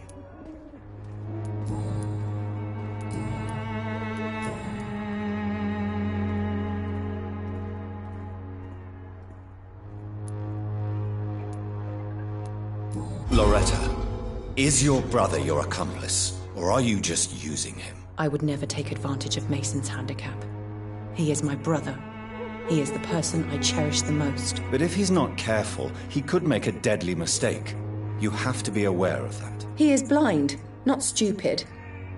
He's always been the brains of the family, and the Swanborough cordial was his idea in the first place. Loretta, why do you feel so guilty about your brother? I don't expect him to forgive me. All I can do is make amends for what I did. By making him a crook and a criminal.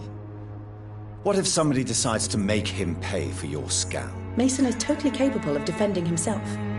Just leave us be. We're perfectly fine.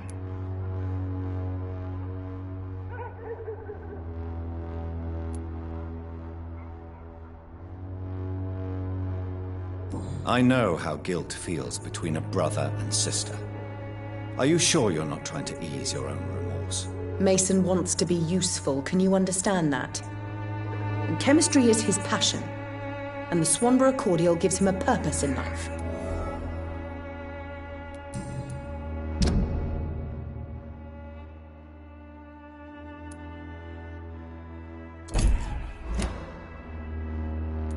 How is the sound? When people buy... You look ill, Miss Swanborough. I wonder if your concoction will do the trick. I have no doubt it will. But I'm not against a second opinion, Dr. Reed. Well, there you have it. Take this remedy, but be discreet. It may damage your business otherwise. Thank you. I'd like to see what kind of medicine you're selling.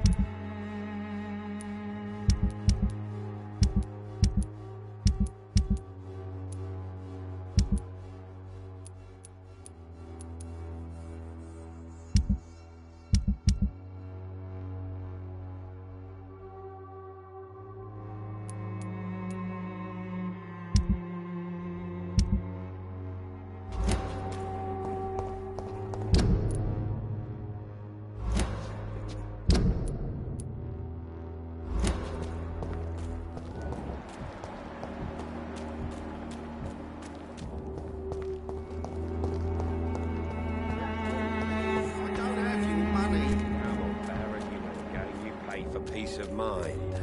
Can't you just look the other way this week, Joe? Come on, we can sort it out, right? It's not like...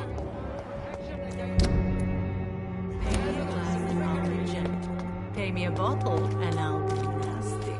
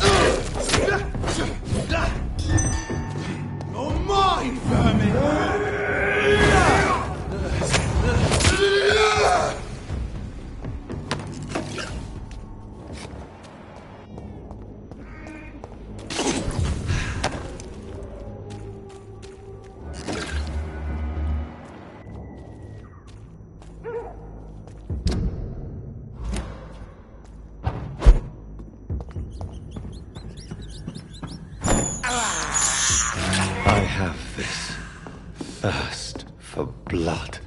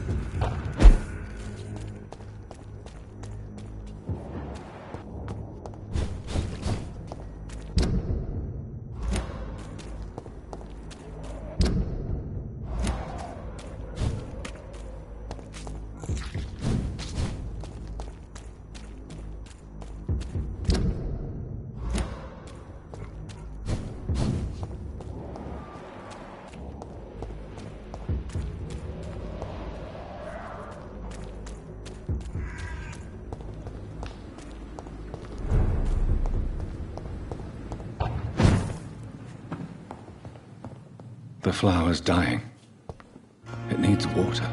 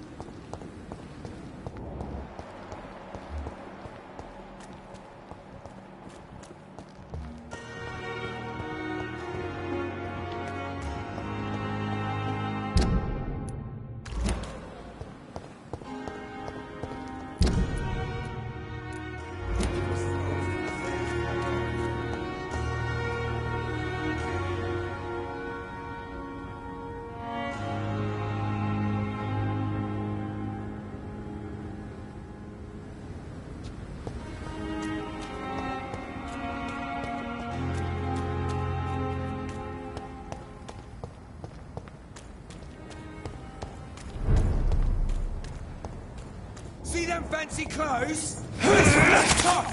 I hear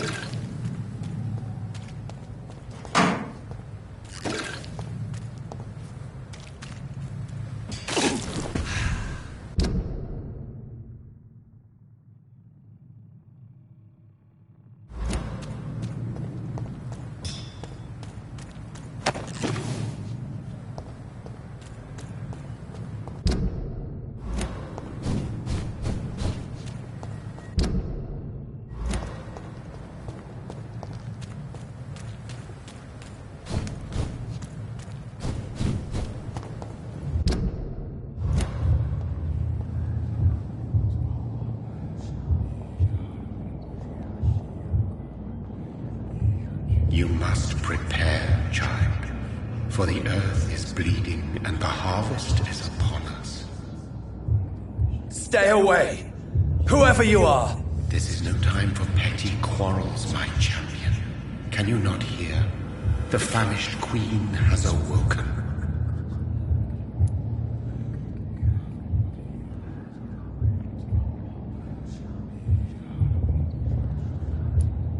I insist you be quiet! Son, do you not see? You are the healing balm. I had to kill Mary. I have known your pain, child. Do not succumb to it.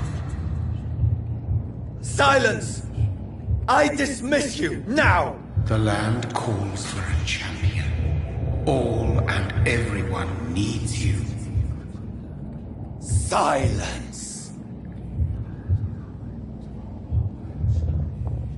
I'm tired of all these puppet shows.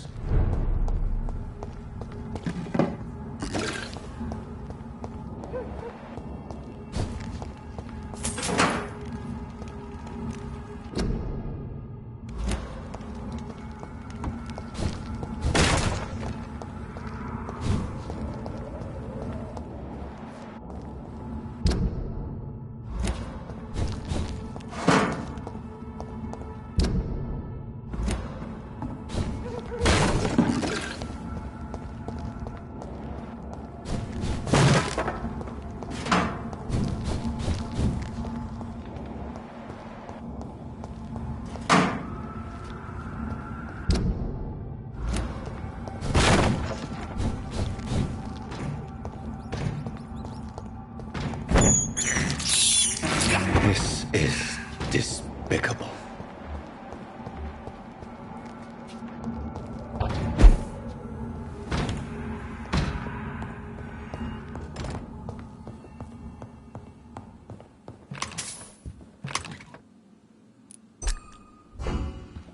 It's locked.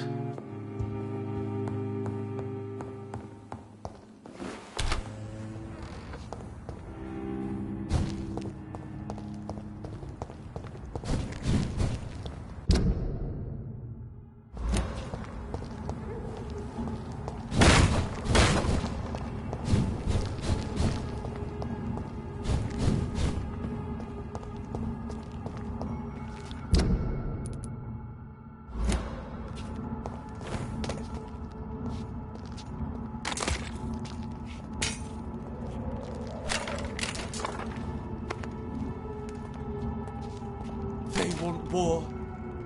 I'll show them war! Whatever this poor woman did, nobody deserves this kind of punishment.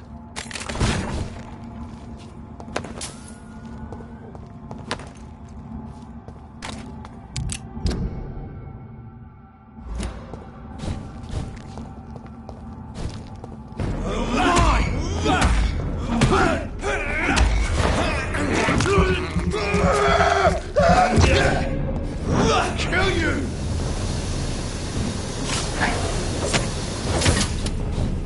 It's all you deserve!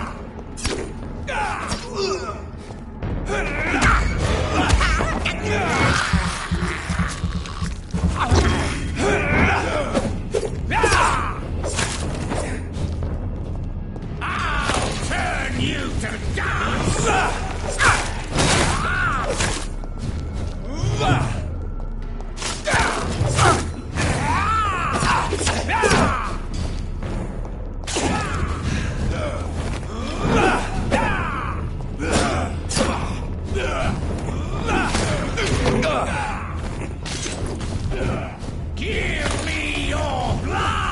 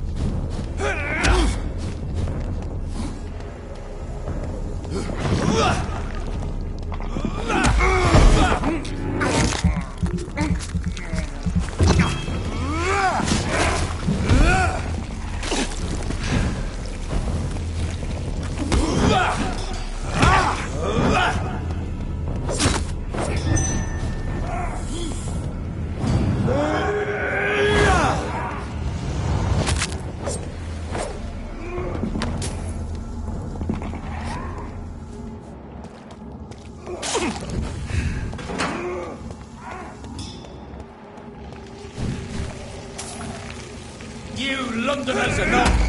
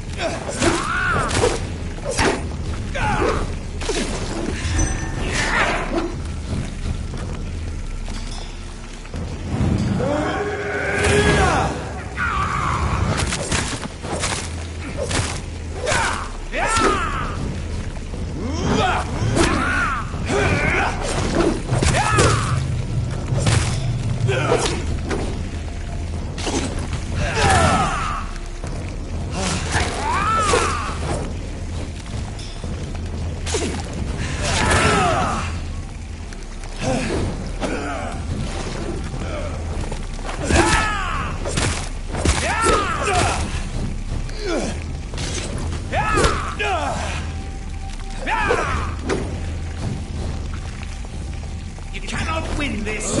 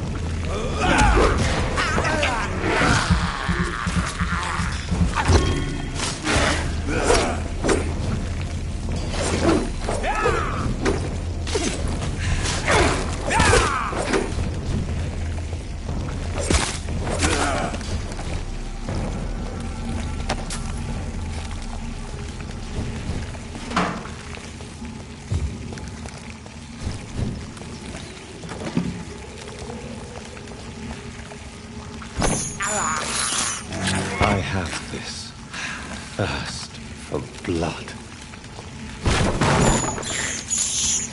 This is despicable.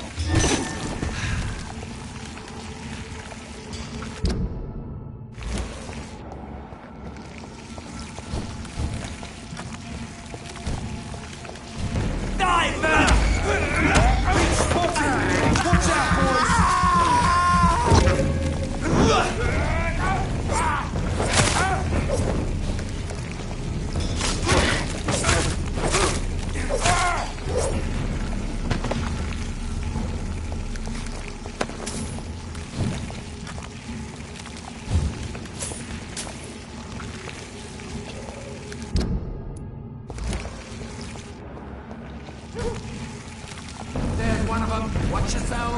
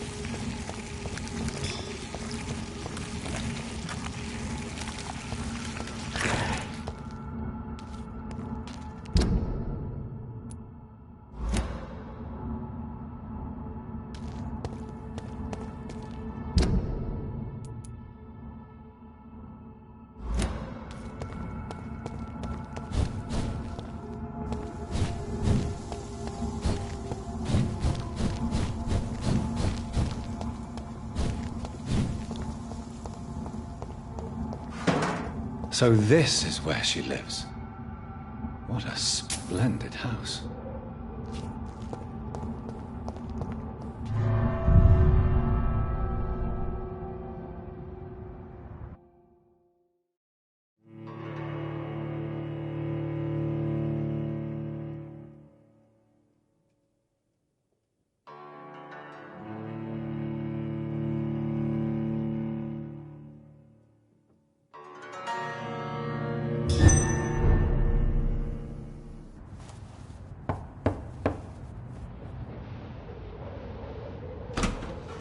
Dr. Reed, welcome. How are you? As good as one can be, considering the circumstances. Yes. Death and affliction seem prevailing themes of late. Please, come in. We have much to discuss. I hope I haven't disturbed you. Not at all. Actually, I was counting on you visiting me tonight. How strange, this painting.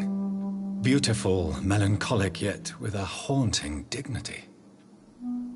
Indeed. A long time ago, a friend asked me to paint this for him, but I kept it in the end. I did not know you were a painter, my lady. There are many things you do not know about me, young Ekon.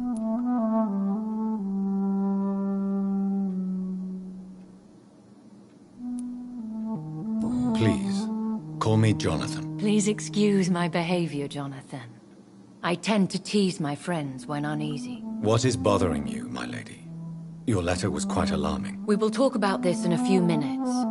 For now, I would like you to tell me about yourself. How have you been since we last met, my friend?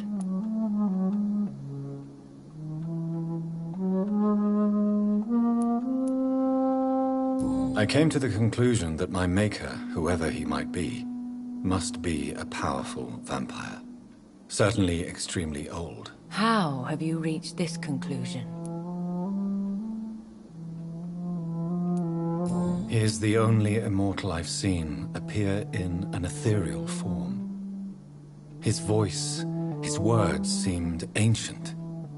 It was disturbing. I am afraid you are right. The simple fact that your blood made Mary such a strong Ekon proves that you must be of ancient lineage. I felt this power, radiating like an aura every time he appeared. Most ancestral vampires of England were killed by the Guard of Priwen half a century ago. I wonder who your maker could be. You have no idea who he could be? Some of the ancient ones fled England. Some may still be in hiding. All I know is you, my friend, are a pawn in some secret and obscure game of chess. My sister Mary. She was made a vampire in the same way I was. She was the one killing all those people everywhere I went. Vengeance is a powerful force for those betrayed. Made vampire through careless error. Victims by surprise.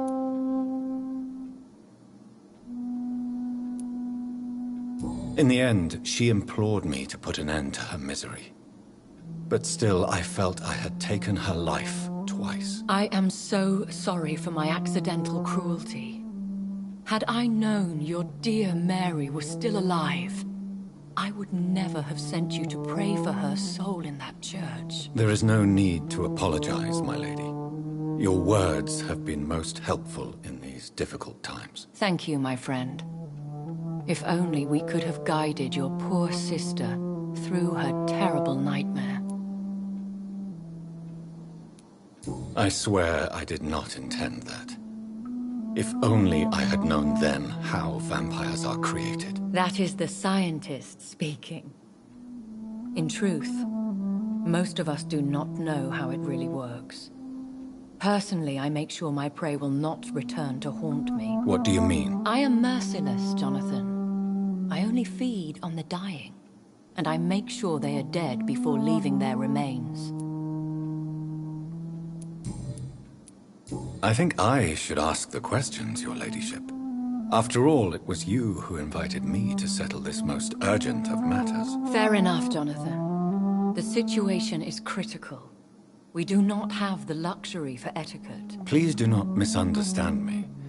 I would be delighted to discuss mundane matters and idle trivialities. If we survive the dark nights to come, we shall have all the time in the world to speak, you and I. For now, please follow me, Jonathan.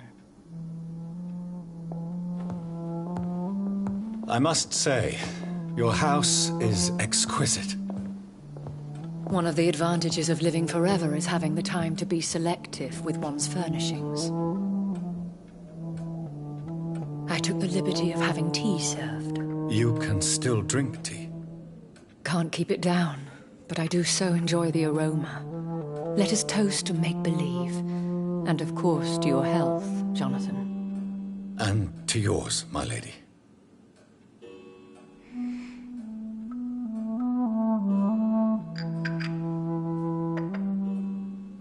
Please, call me Elizabeth.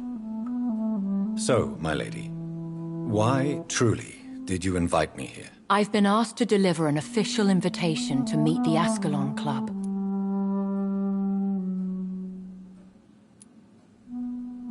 Who are they? Really? They are the embodiment of vampire law in Britain. Some say they influence the destiny of the Empire. Some believe they merely protect it. How many are they? Only a small number of powerful and deceitful immortals. All of them entangled in a sticky web of shadow cabinets, influencing trade. Will they fight the guard of Priwen? I doubt it. Fergal was Lord Redgrave's executioner forever and a day. By defeating that beast, you deprived them of a powerful weapon. Why use you to contact me? Because they know we are close.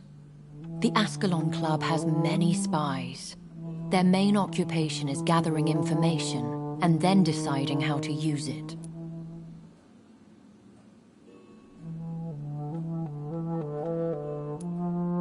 Have they threatened you in any way? Not at all. Their message surprised me at first. But it is only logical, considering the critical situation in London. Why not ask for your help? Since you are obviously a powerful and influential immortal yourself. You have to understand that I am invisible to the eyes of Ascalon, for I am a woman. That suits me well, as long as they leave me alone.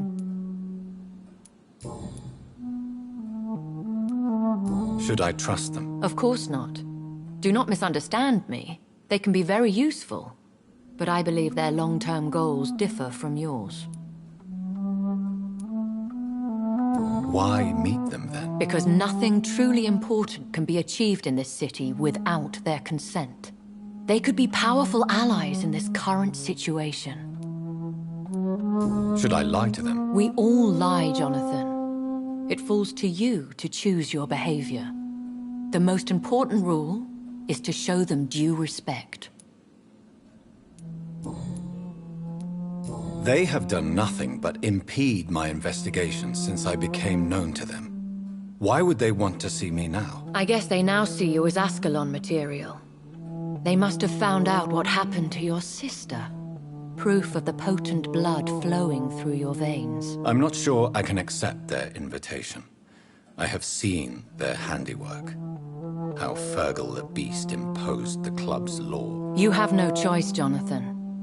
Even I would not openly defy Lord Redgrave, the chairman of the Ascalon Club. What can you tell me about Lord Redgrave? Who is he? Lord Redgrave is the founder and chairman of the Ascalon Club. Most mortals know him as the Earl of Bristol. He is rich and extremely influential. Have you met him? Only on rare occasions, for he never goes outside the club. And women are not awarded membership, even immortals. How old is he? How long has he been a vampire? Lord Redgrave claims to be the progeny of William Marshall, the most valiant knight who ever lived. If that is true, he could be very old.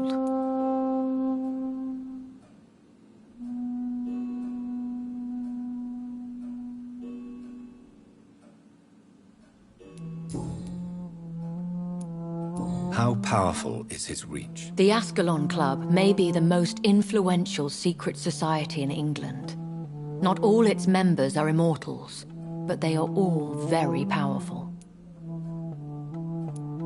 They are not all immortals. How is that? The club is mainly comprised of political figures who seek the safety and expansion of the Empire. The most loyal are awarded immortality.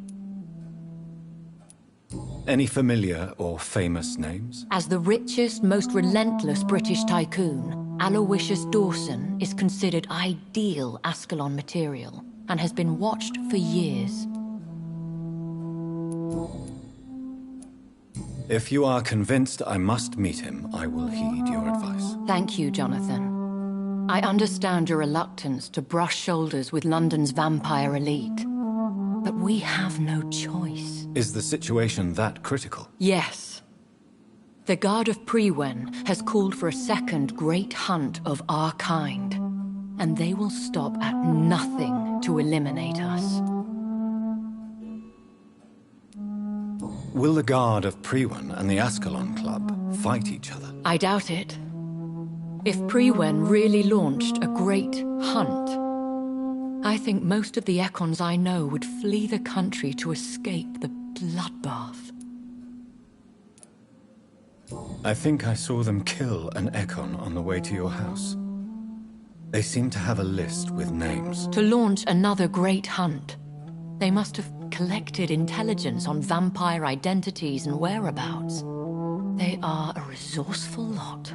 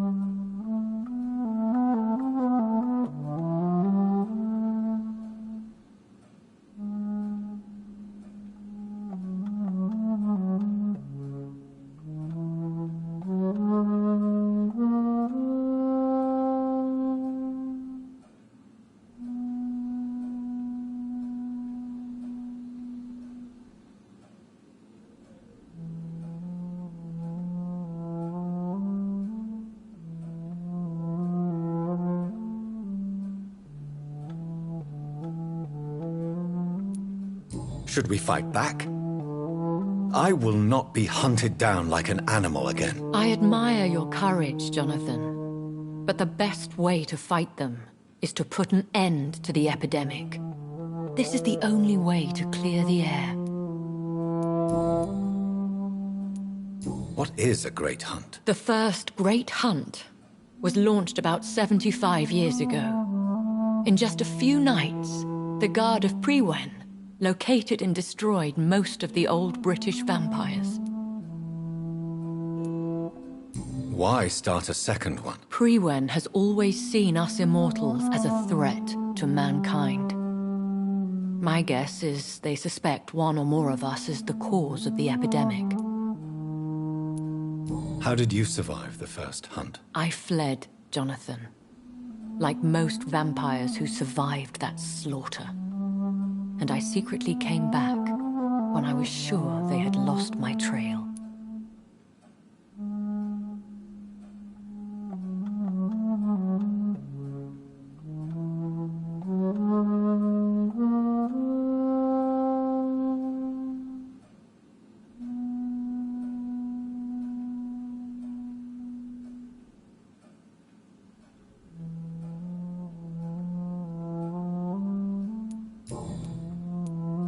You should flee then.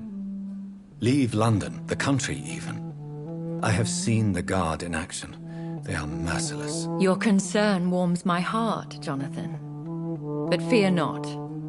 If the situation gets too dangerous, I shall retreat to my secret Scottish manor. I could hide you in my luggage, if you wish. Thank you for the offer. I shall keep it in mind, but I have much to do here. There is a question I must ask you. Could Lord Redgrave be my maker? I doubt it. If Lord Redgrave had made you his progeny, he would not have seemed so surprised when you demonstrated the strength of your lineage. What is the plan? The plan is we both try to save this city, you and I. Go to Ascalon, accept their proposition, and use their influence to promote your agenda. How can I save London? The epidemic is the priority. You must find its origin and put an end to it. This is the best way to solve the crisis. What will you do? I still have contacts and old friends in this town. I shall make some inquiries and attempt to learn more of the situation. We need clarity. Will I ever discover the identity of my maker? Maybe not, Jonathan. We know for sure you were made by a powerful vampire, but most of those fled England long ago. Please forgive my bluntness, but I have to ask. Was it you? Did you make me? Oh, Jonathan. I know you shall always have a gnawing doubt about who made you an immortal, but I swear, I had nothing to do with it. You have no idea at all? You seem to know so many things about the secrets of the vampire underworld. Even if I had my suspicions, I would not dare give you a name so soon. All I can say is this. I will make inquiries and keep you informed. One day soon, I will have to find the answer to this mystery. And I shall help you in your research, I promise. For now, you must go to the Ascalon Club and play their game. Will I see you again at the Pembroke Hospital? No, you will find me here if you need me. I shall conduct inquiries alone, and we can then share our discoveries.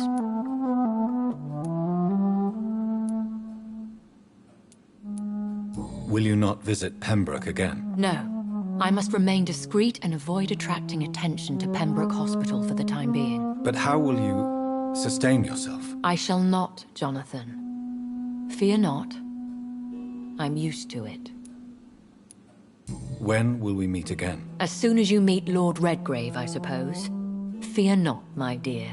I shall only be a heart's beat away. I want to thank you for all your support and your help, my lady. Could you do me a last great favor and call me Elizabeth? I should be honored, my lady. Then it is settled. Finally, some good news in these dark hours. Thank you. I appreciate the advice. I had best prepare myself to meet this Lord Redgrave now. How thrilling to meet the Earl of Bristol in the flesh, so to speak. Something tells me you're not very keen on the man. Don't get me wrong. The gentlemen of the Ascalon Club are honorable, but their attitude and opinions are somewhat antiquated. I see. As long as they deny access to female applicants, I will leave them to their antediluvian considerations as to the natural order of things. Jonathan, promise me you'll be careful. Of course. But why the fear in your voice? Look at me, Jonathan. I am. I mean, really look at me, young Ekon.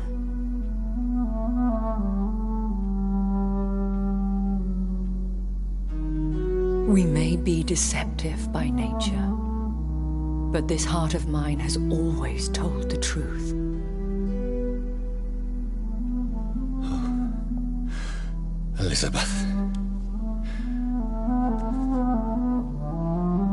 Go, my friend. But come back to me soon.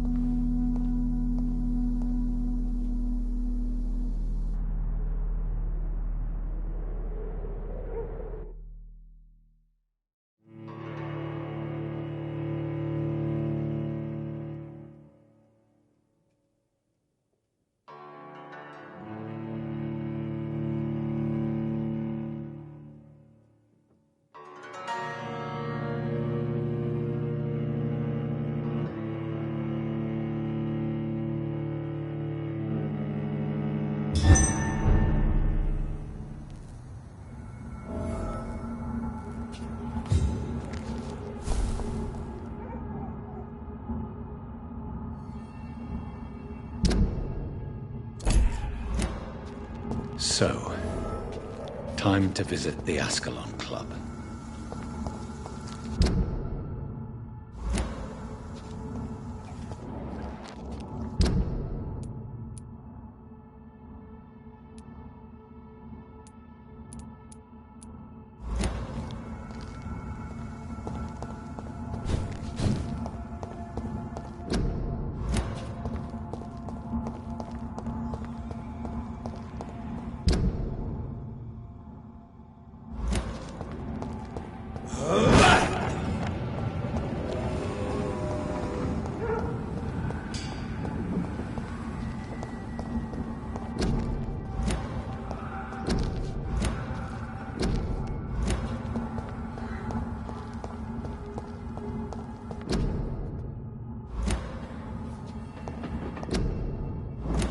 I cannot enter.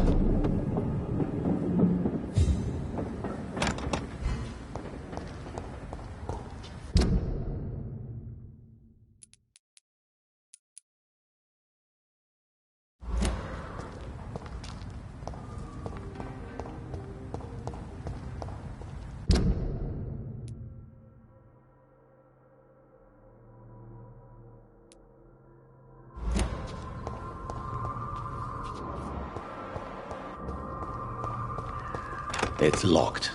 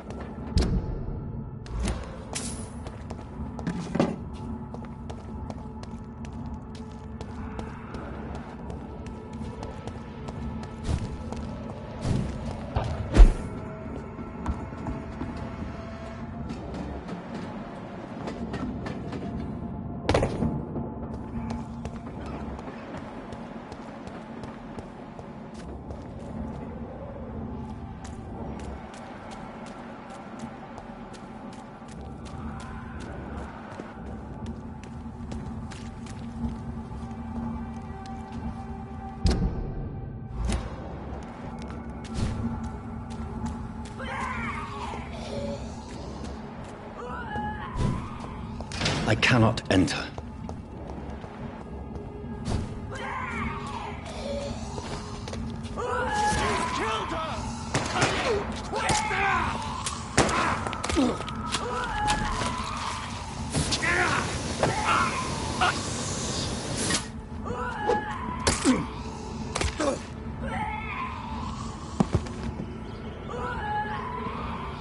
Recognize him? No. This one ain't on our list. Well, that's one less anyway. We'll make McCullum happy. That was the vampire I saw earlier. This war takes no prisoners.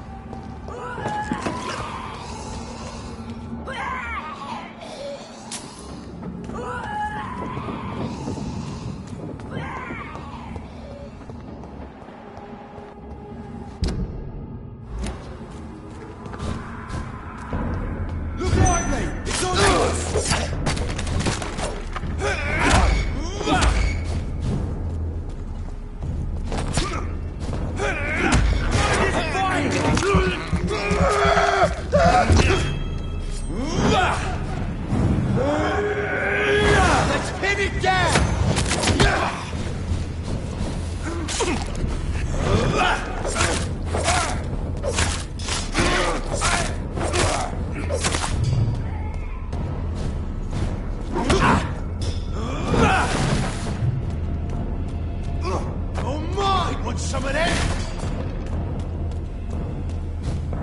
I hate leeches!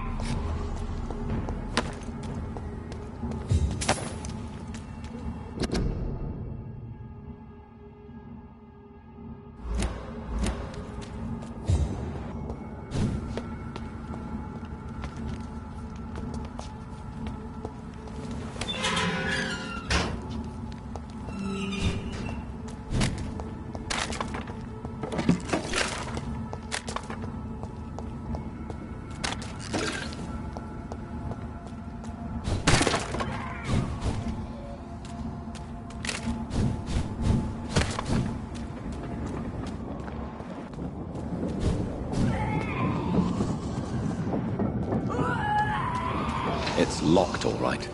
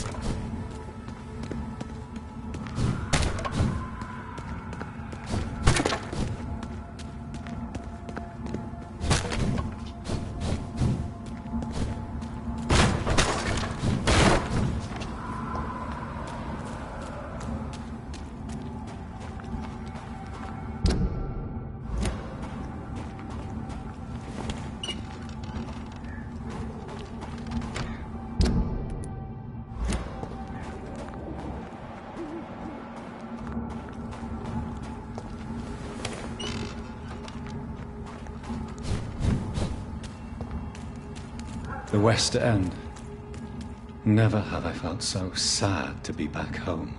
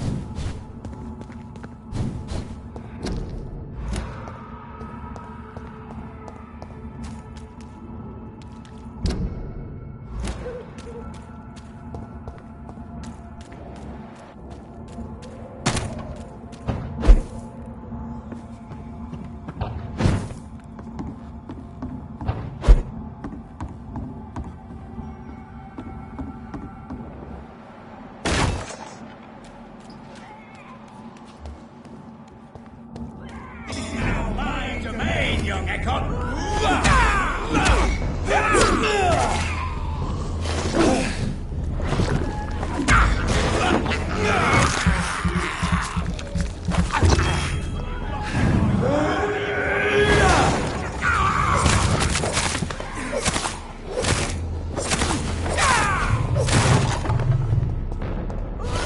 You cannot win this!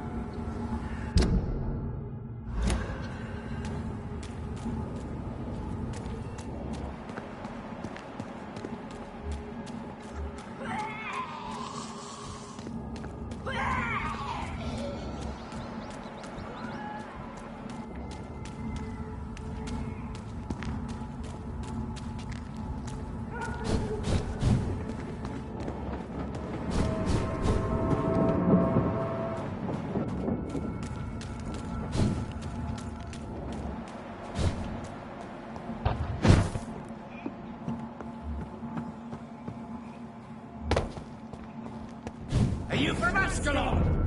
I don't care!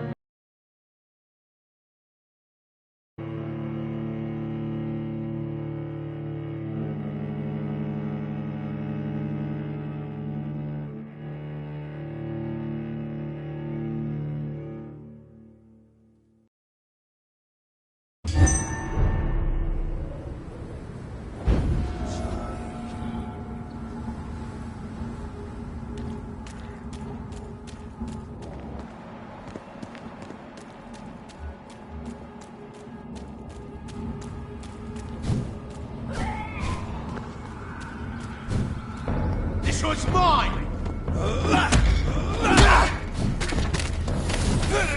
Watch yourselves!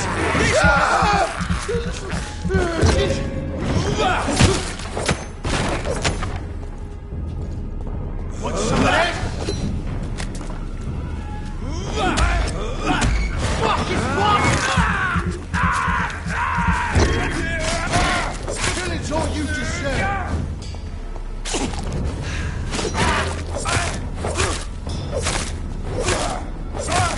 Filthy fucking beast!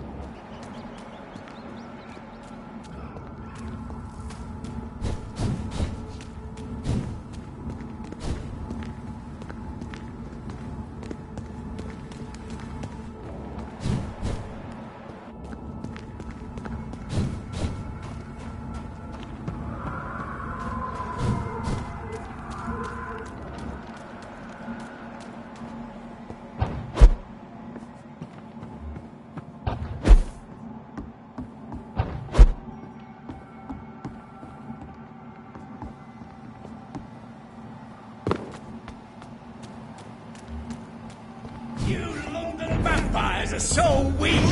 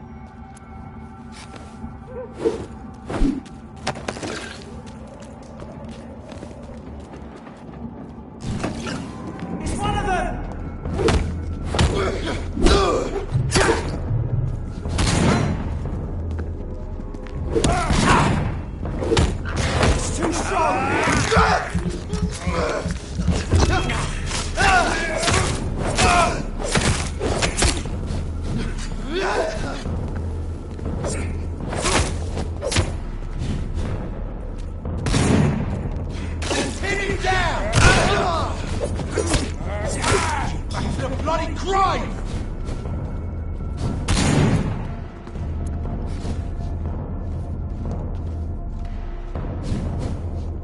Let's pin him down!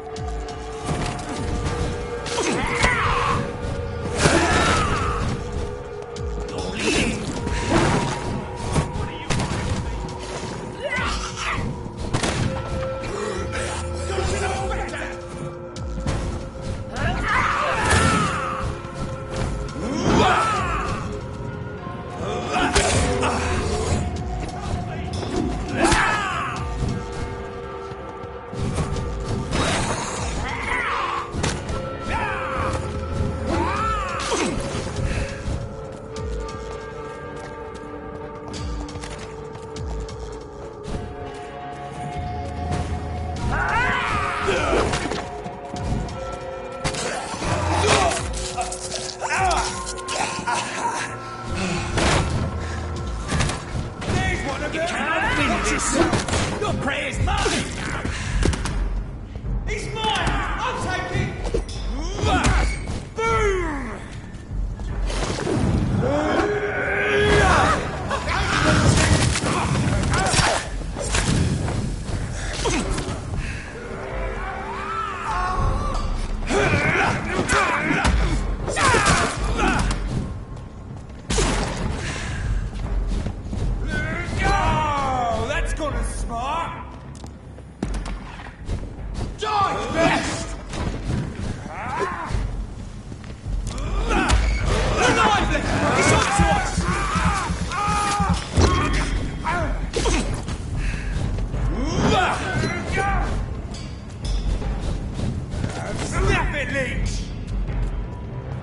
Killing's all you deserve!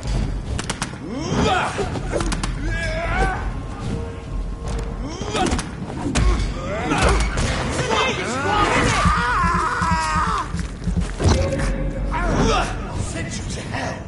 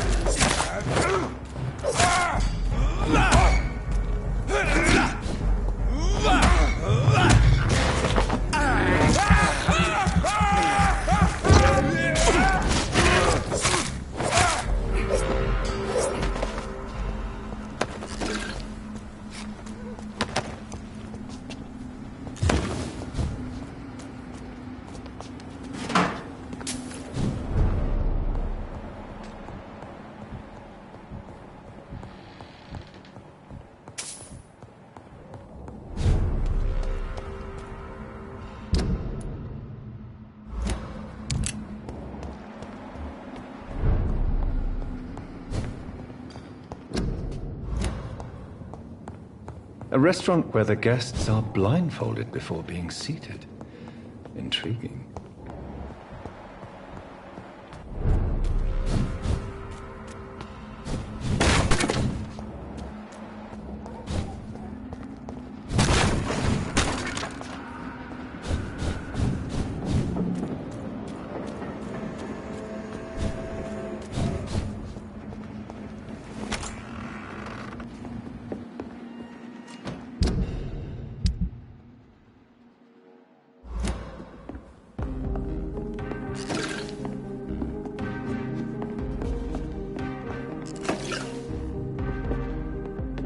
I'm Dr. Jonathan Reed. Do you need help, sir? I think I'm fine. But what happened to my jailer? Be careful. He's as vicious as he is strong. You don't have to worry about him anymore. What happened here? I am Tadao Kimura. I was imprisoned by this lunatic for several days. I thought I was going to die here. You're not going to die now, Mr. Kimura. If you hurry, you should be able to get home safely. It seems that I owe you my life. You have all my gratitude, Dr. Reed, since it is the most precious thing I possess.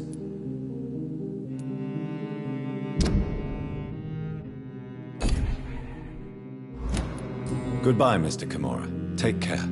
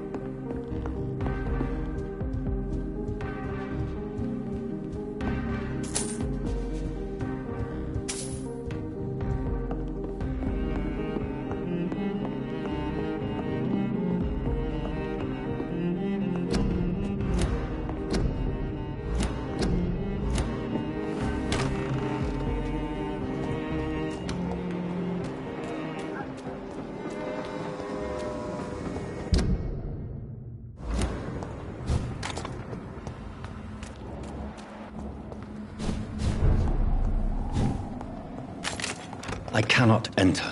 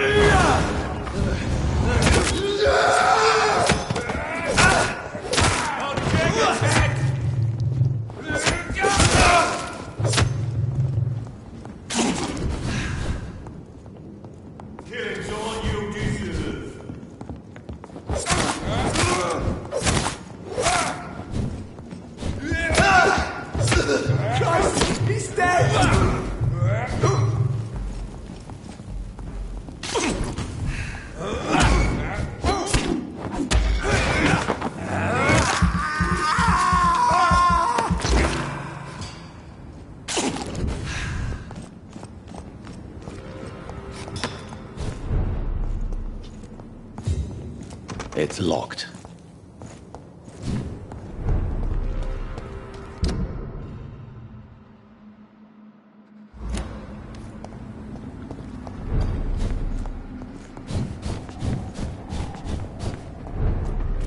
It ain't you!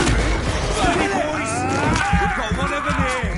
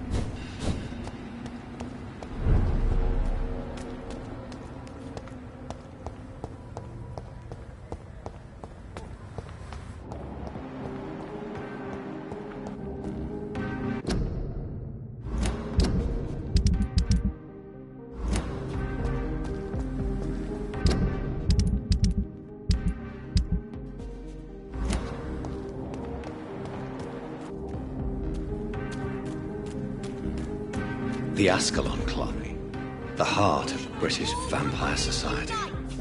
Not quite as subtle as I expected. Women die too in this war.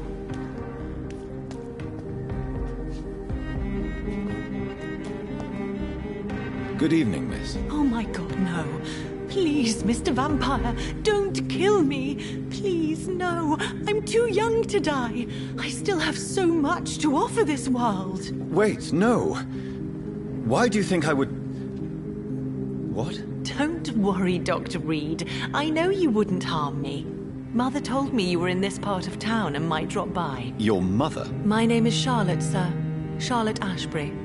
My mother taught me long ago how to recognize the signs that betray a vampire. I understand she also taught you how to tease and gently mock innocent young Ekons. It's a pleasure to meet you, Miss Charlotte.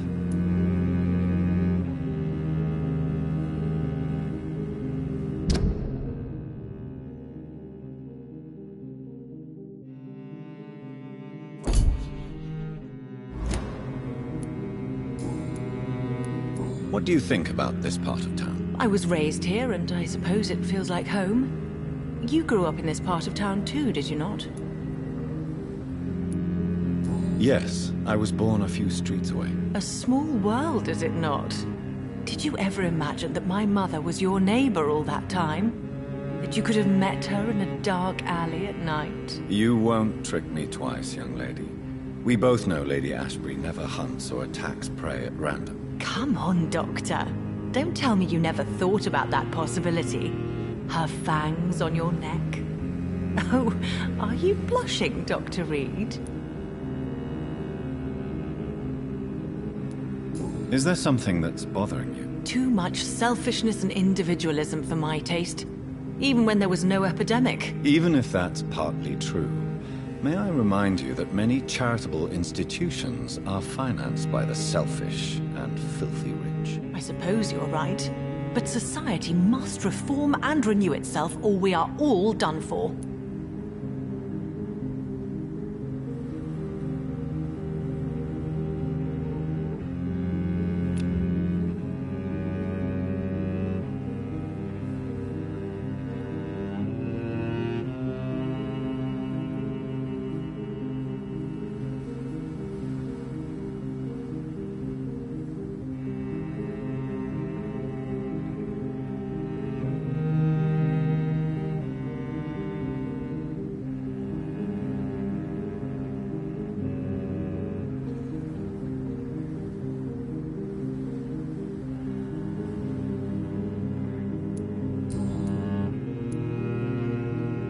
What are you doing out here? You mean what do I do outside at night since I am a woman? Let me ask you a question, sir.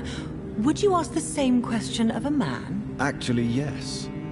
I ask the same question to everyone who dares to go outside at night, considering the risks. Well, if you must know, I campaign for the right to vote for all women. Why should I wait to the age of 30 years when men can vote at 21?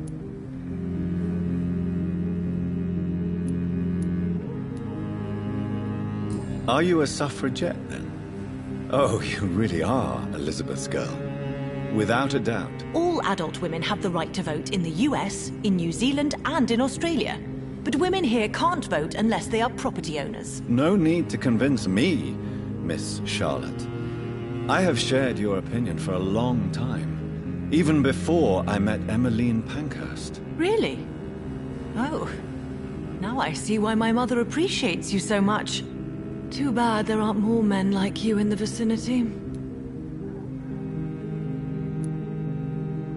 How are the locals reacting to your claims? People here can't wait for a wall to be built to isolate the West End from the rest of town. That's how progressive they are. If this happens, Emily and I will blow it up. Explosives are very dangerous, young lady. And who is this Emily? She is my best friend, and a suffragette too. She was supposed to campaign with me tonight, but hasn't turned up. Have you any reason to be worried about her? Recently, Emily started to believe in... well, she got interested in vampires. I'm afraid she might be in trouble. Let me guess. You spoke to her about us, didn't you? Despite your mother's warning. I think I should try to find your friend. Oh, that would be top-notch. I can tell you where she might have gone. You have my thanks, Dr. Reed. And please, don't tell my mother.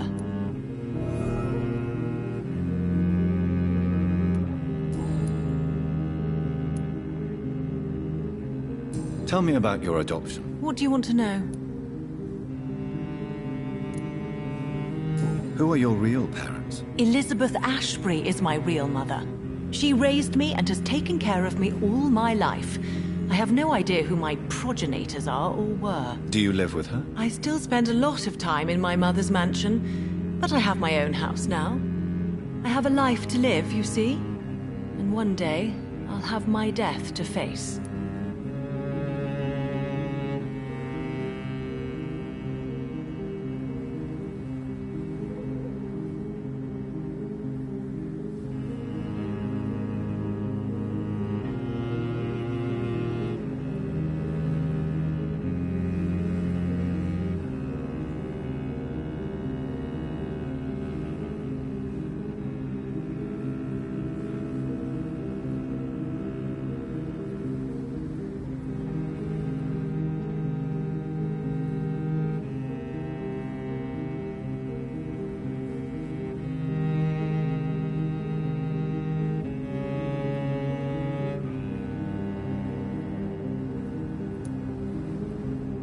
How did you meet Lady Ashbury? First, I was an orphan in the institution for girls she manages in the West End.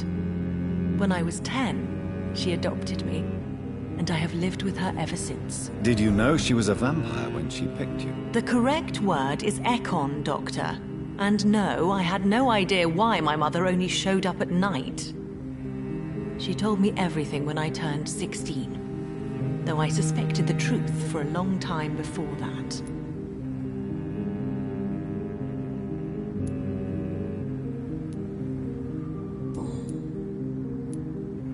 What exactly has your mother told you about me? Your name and profession, obviously, and the mystery about your maker. I'm sorry to hear about what happened to your sister, sir. Mother says it was not your fault. Does it not scare you to know what I am? What your mother is? Why should it? My mother is the most compassionate woman. Must I be wary of her, Dr. Reed? Or you?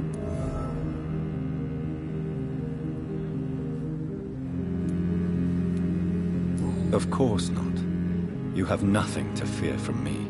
or your mother. Good to know. And don't worry, my mother told me everything I need to know about vampire tricks, their nature as well as features. Your mother is not like any other vampire I've met. I believe she thinks the same about you, Dr. Reed.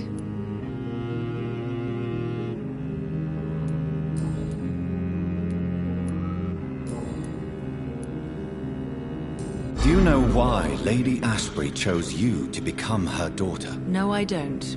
Each time I ask her that question, she smiles and says it's precisely because I dare to ask such questions. Do you ever regret that she chose you? Of course not. Though I often wonder if she adopted others before me. If so, where are they buried? How is it for them to pass through life with a never-aging mother?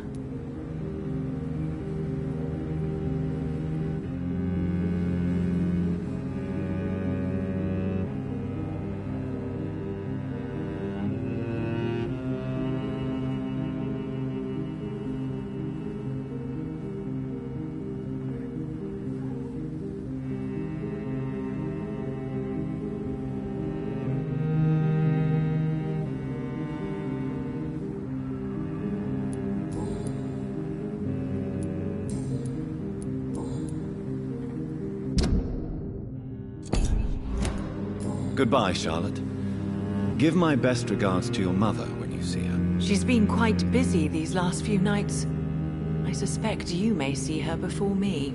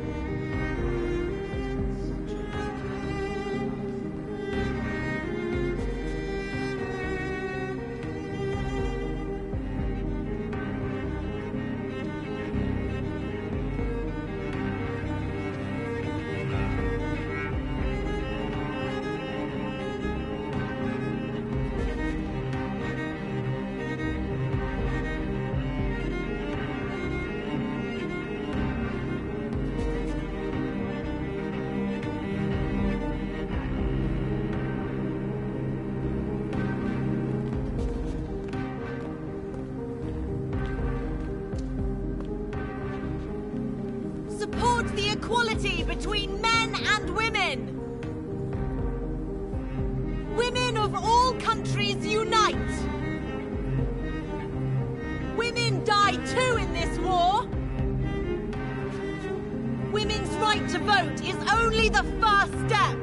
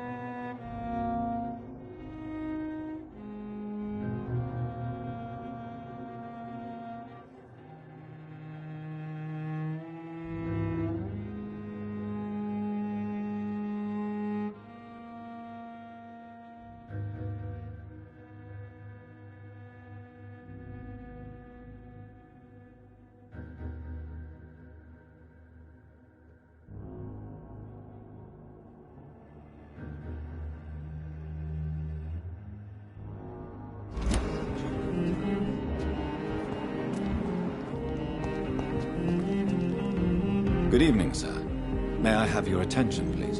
Come on, Johnny. Don't you recognize your oldest friend? Clarence. Clarence Crossley. How are you? My God. So you survived the war too. So sorry I didn't recognize you at first. I almost didn't recognize you either. War does that to men, I heard. In my case, it was true, for I witnessed the horror that lies underneath.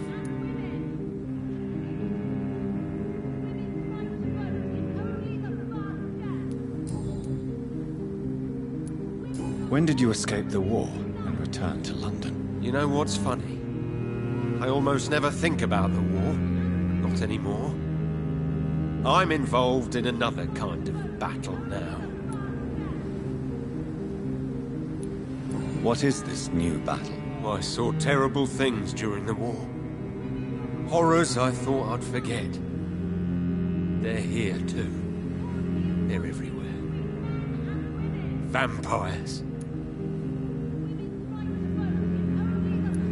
I know what you mean. I haven't had much time to think about the war either since my return. Of course. With the epidemic, I bet you've been busy as well. Forgive me, Johnny. I didn't want to sound selfish.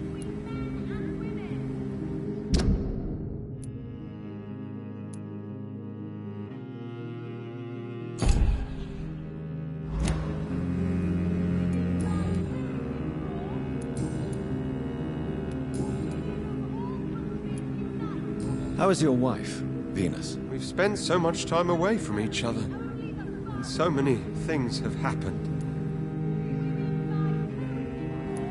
Is everything all right at home? Surely Venus was relieved to see you return from France in one piece. Have you forgot what people are like in this part of town, Johnny?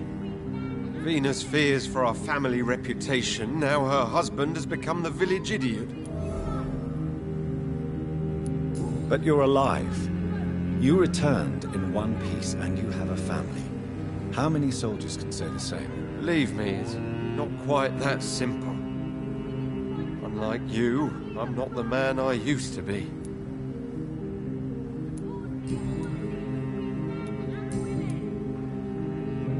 Do you need medical assistance, Clarence? It's a little late for visiting hours, don't you think?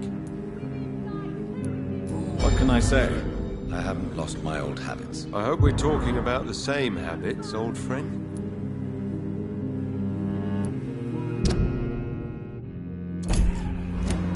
You need some rest, Clarence. You should try to sleep. Women's right to vote is only the first step. Women of all countries unite. Women die too in this war. The equality between men and women. I'm happy to help. Women's right to vote is only the first step.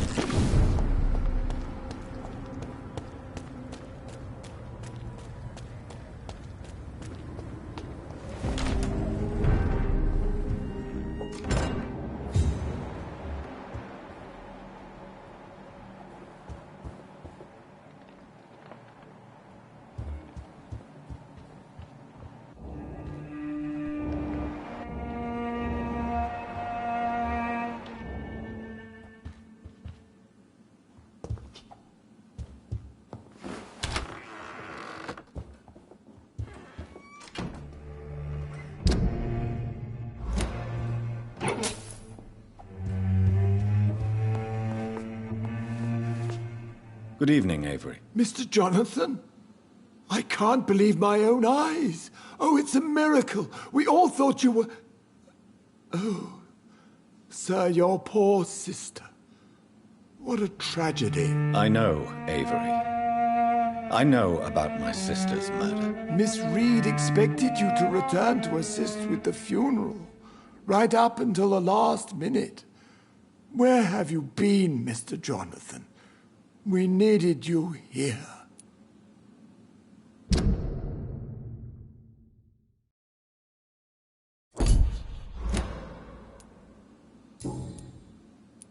How is my mother? Not well, I'm afraid, sir. Miss Reed is very fragile since the police brought her back home. The police? What happened? Miss Reed was found walking in the streets. She kept saying she had spoken with her son and daughter. She's resting now. Has she received appropriate medical care? I'm taking care of Miss Reed myself. Hospitals are so overwhelmed by the epidemic that they can only accept patients infected by influenza. Perhaps we could arrange a short trip. Somewhere sunny, like France. She has always been very fond of France. I think leaving London could do her good. I'm afraid Miss Reed is too frail for the moment.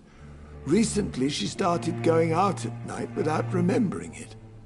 I have to watch her carefully. What is the situation in this part of town? For a time, the West End seemed spared by the epidemic. But the situation is getting much worse. Have you no relatives anywhere? I'll understand if you want to take a few days to see family. Your father managed to guarantee my earnings as long as I take care of this house, sir. My sisters are dead, and I've never met my nephews. I'll stay, sir. I'm sorry I could not be here for Mary's funeral. Your mother was strong, sir, but your support would have been appreciated. Apart from the priest and I, no one else attended your sister's funeral. To be present at the funeral with you both was my dearest wish, Avery. But I am sorry, I simply could not attend. I would not dare to question your absence, Mr. Jonathan. All I can say is that we missed you a great deal during these difficult days.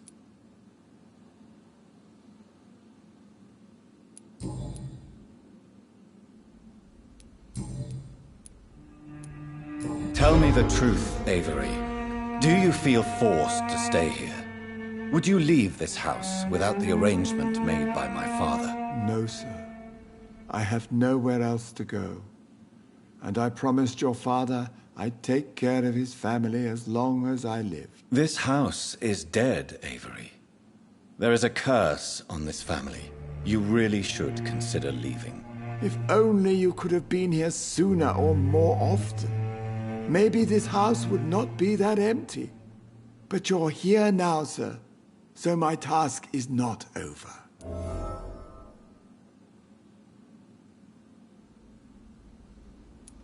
You have served this family extremely well, Avery.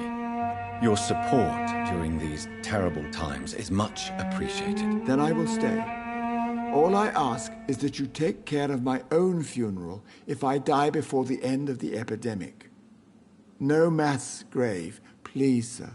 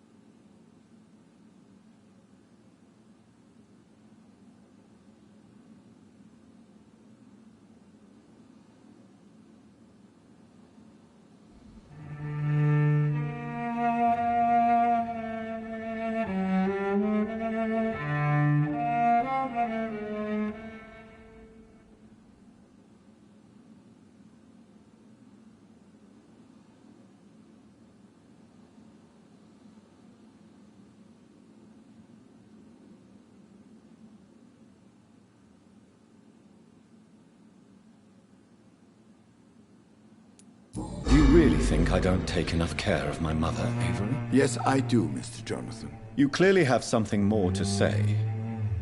Speak your mind, Avery. I know you work hard to help the sick, but what will you do once the epidemic is over?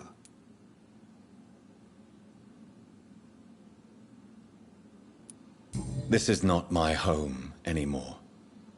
Too many bad memories. Too many tragedies. I believe we should sell it and move far from here. I'm afraid selling the house would only lead to another tragedy. I beg you to reconsider your decision.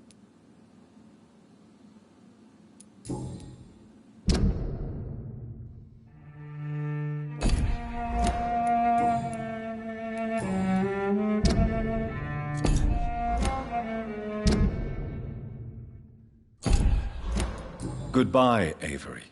Please watch over my mother until I return. Of course, Mr. Jonathan. But please return as soon as possible.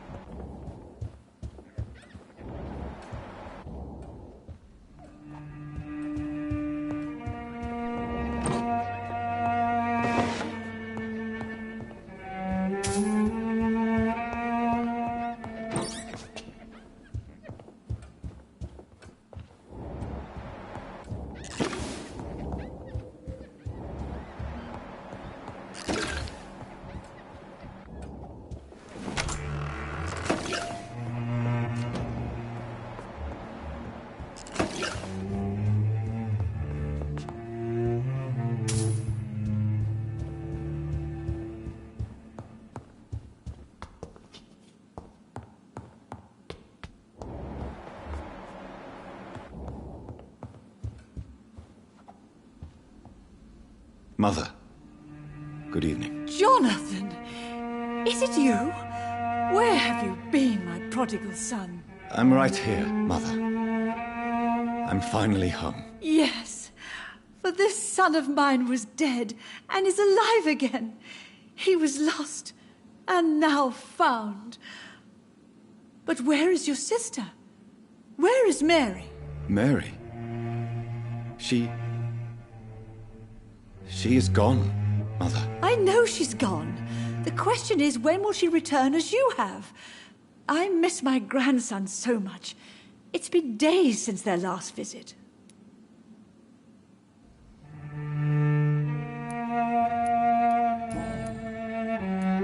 Why do you say Mary is visiting you, Mother? You know that's impossible. Why should it be? Are you not standing in front of me right now?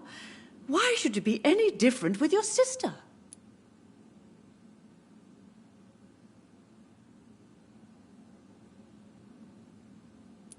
But Mary really is dead, Mother. Yes. And are you not dead too? Isn't your father dead? And my grandson and my son-in-law? You're all gone. But you all still visit me from time to time.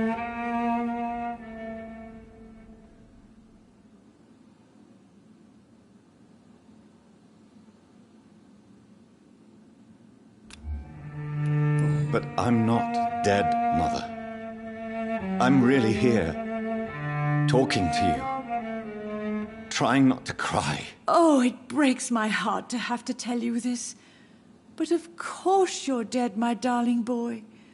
Just look at you, as pale as my Mary.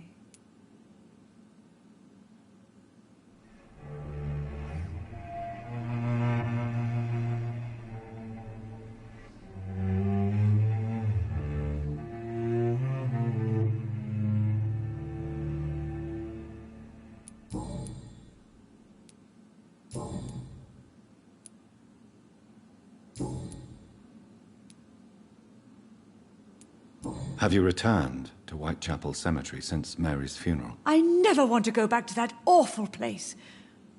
Wait. I think I went back once. And you were there too. And Mary? No, that can't be true. It was just a bad dream, Mother. A nightmare, yes. Mary was so angry. I walked back home alone. If that kind policeman had not called Avery from the station, I don't know what would have happened.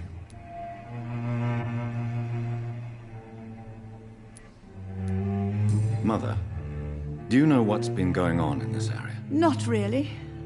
I don't go out much due to the epidemic, and when I do, I tend to get lost. What do you mean you get lost?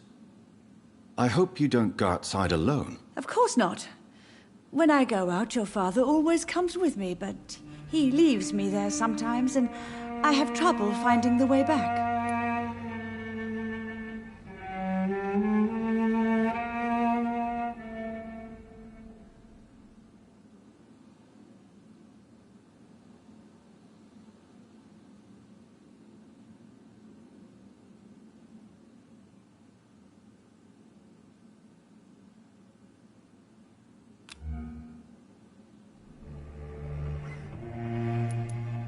Tell me, Mother, how are you?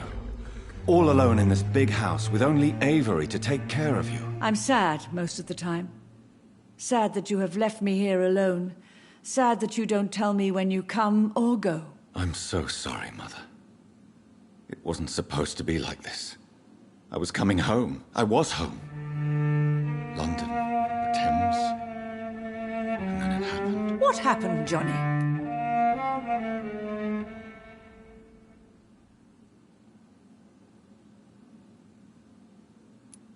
I was attacked, Mother. And I've not been the same since. The important thing is that you finally returned home. I was worried, you know. You were the last member of the family of whom I had no news. Even Mary comes more often than you.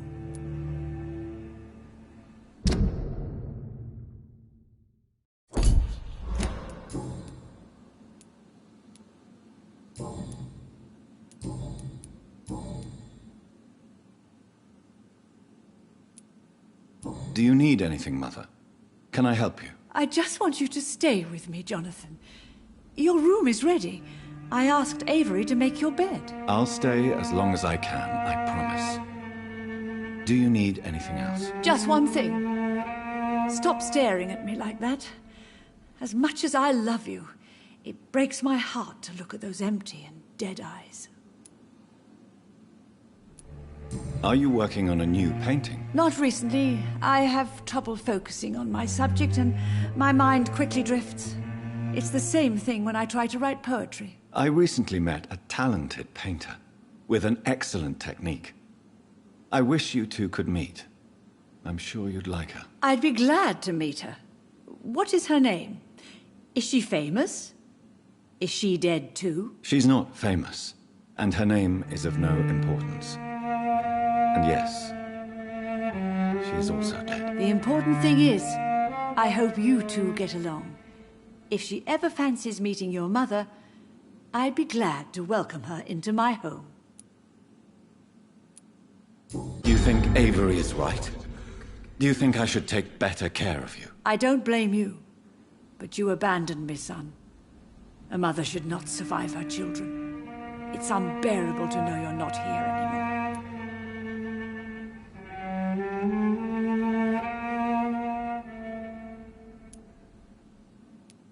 I know I have failed you since I returned.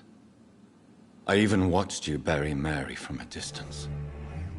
From now on, I will protect you. You have my word. You don't have to apologize to me, Johnny. Do you think I did not notice how much you have changed? Have I changed that much, Mother? Am I still your son? You are still, and you'll always be.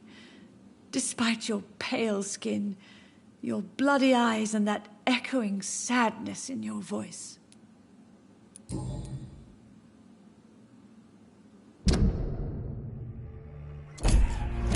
Goodbye, Mother. Try to rest now. Goodbye, son. Please come back soon.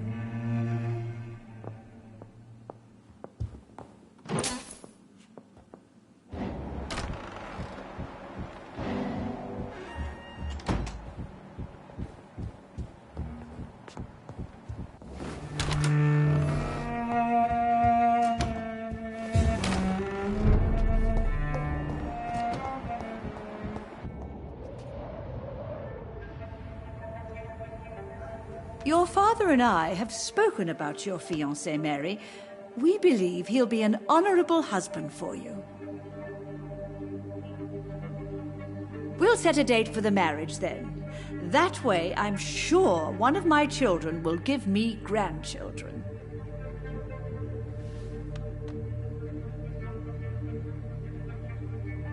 I understand your thirst for knowledge, Jonathan, and your father and I are proud of it. But you are not that young anymore, my son. When will I meet your soulmate?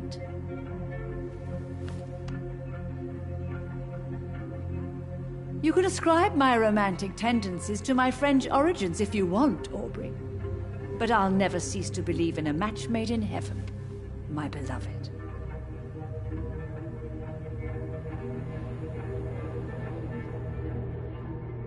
I really wish you could meet her, Mother. You would love her.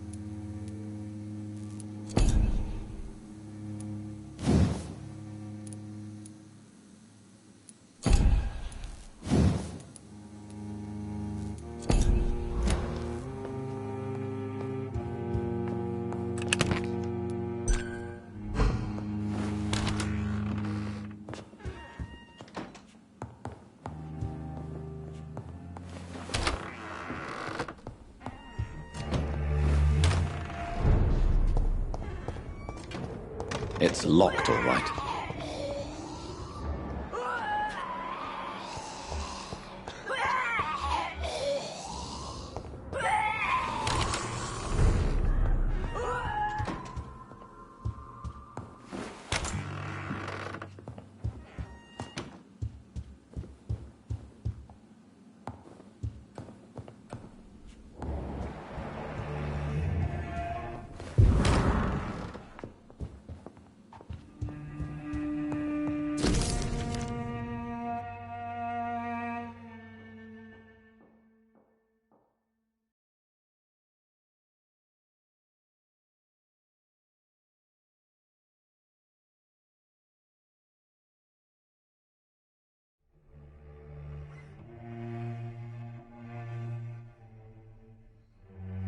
I remember Sunday walks in the park.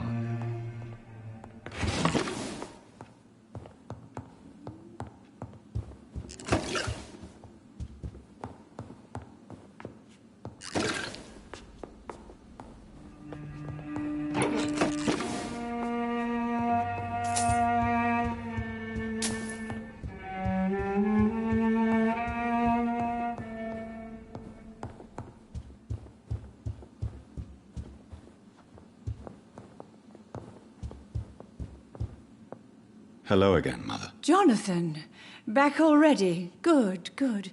I was just about to go outside to find you. You shouldn't stay away for so long.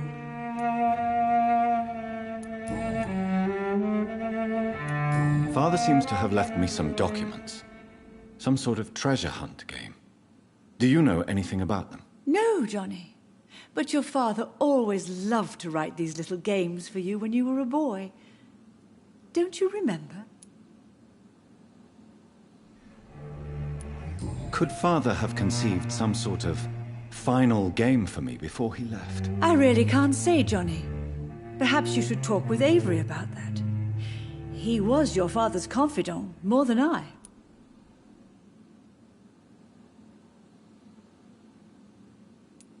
I remember now. He used to post me these riddles, as though they were sent by a mysterious games master. I'd spend weeks trying to decipher them. Your father was always so proud each time you found the answer. He was not just the serious doer banker everybody thought he was. I was proud too. How could I forget that? The important thing is that you remember it now. I'll tell your father the next time I see him. He'll be so happy.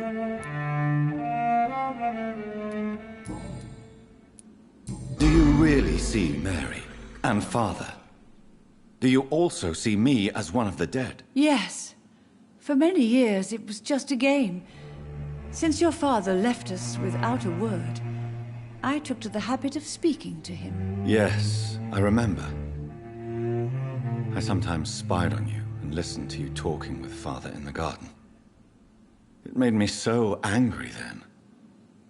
But it was just a game, wasn't it? Yes, it was. But since then, my poor dead Mary visited me in my room. She led me to her grave, and there you were.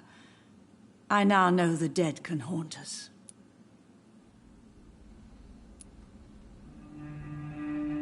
I'm so sorry. You did not deserve to endure this.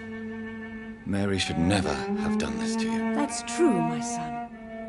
But you know what the worst part is? I liked it when Mary spoke in my head. Now she is silent, and it makes me so sad. Should I leave you alone? Just ask, and I swear you'll never hear from me again. Oh, no, Johnny. You're always welcome in this house. And one day, when I finally die, we'll all be together again, just as Mary promised us.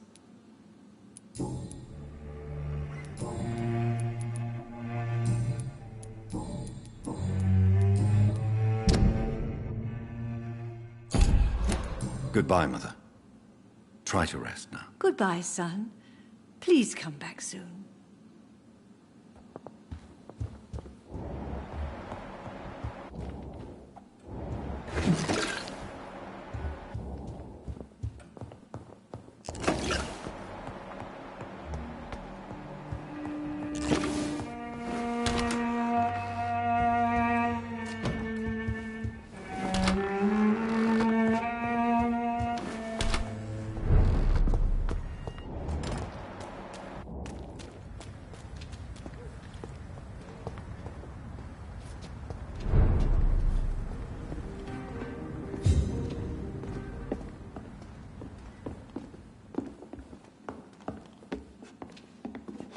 The night is so peaceful. I understand exactly what that poet meant the other night. Good evening, sir. Please forgive me for disturbing you. I'm a doctor. I never judge a man by his title, but by his attitude. And you are not disturbing me at all. I am Calhoun Russell, and I welcome you. Well, I must admit it's good to receive a warm welcome for once. I'm Jonathan Reed. Welcome, Dr. Reed. Welcome to my humble shop. How is the situation in this part of town? Life is good and peaceful. We're lucky to live in such an era of progress and wonders. Are you not concerned about the epidemic? Oh, I'm sure the authorities would take the appropriate measure if the danger were that high.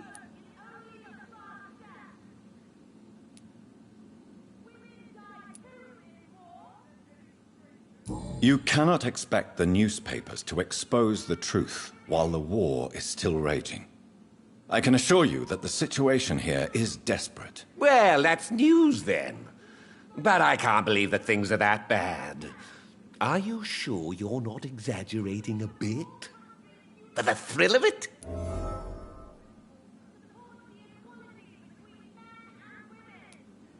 Is it not a little too late to be trading? On the contrary, it is the perfect hour.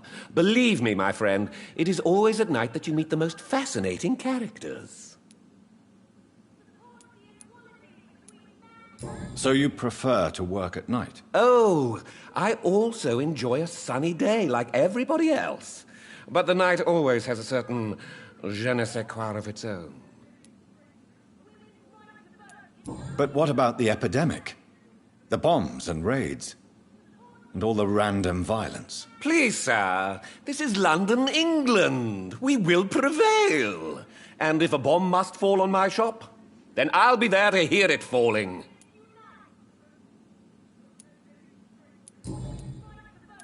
What can you tell me about this place? I recently found the best steak and kidney pie in the city. I'd be glad to share the address if you want. Finding a good restaurant? Is that really all that interests you? Oh, I have many passions, but nothing brings me ecstasy like subtle and exquisite flavors from my teeth to my belly. I must confess, I have quite specific tastes when it comes to nutrition. Really? Well, I'm always happy to try new exotic meals. If you ever find an intriguing table, please share the address.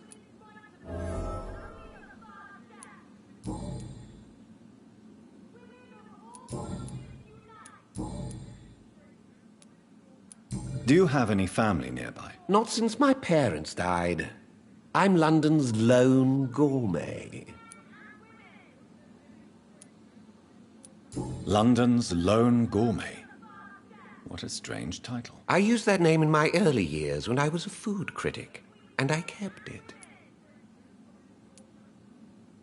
Really? But you seem to be such a pleasant and sociable fellow. I'm afraid the real hedonist has to be sometimes. I discovered ecstasy as a solitary pleasure, but it does not mean it can't ever be shared.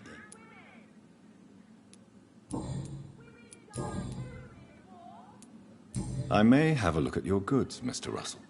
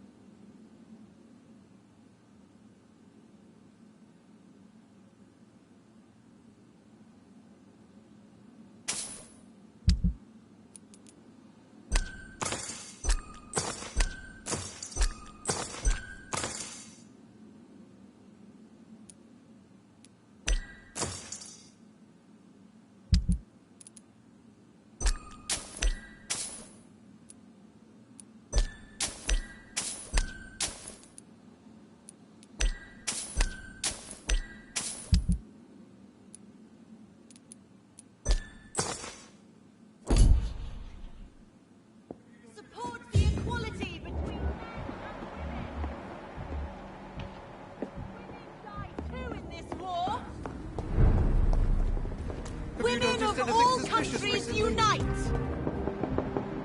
Remember, Support don't let any strangers come into your house. Women. Have you noticed anything suspicious recently? Remember, don't let any strangers come into your house. Have you noticed anything suspicious recently?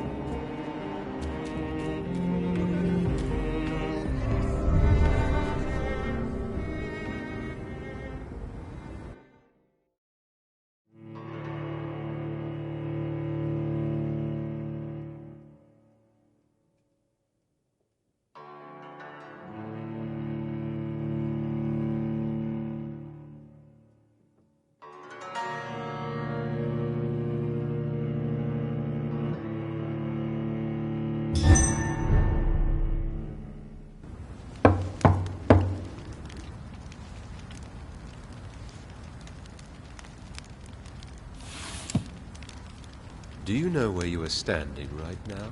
In front of the Ascalon Club, I presume. The Ascalon Club only summons or ostracizes. What is your business tonight? I received an invitation. I'm Dr. Jonathan Reed.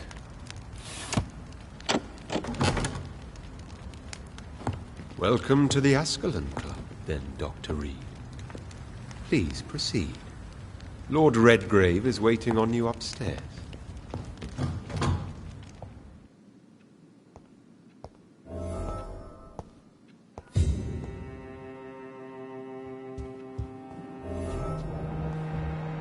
There has been quite a battle here.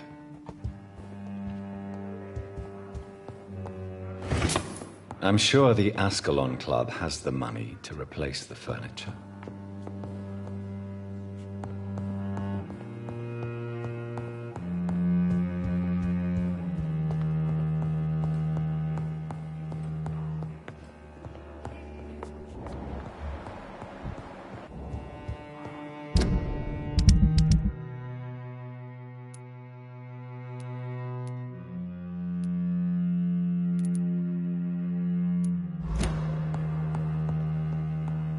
Welcome to the Ascalon Club, then, Dr. Reed.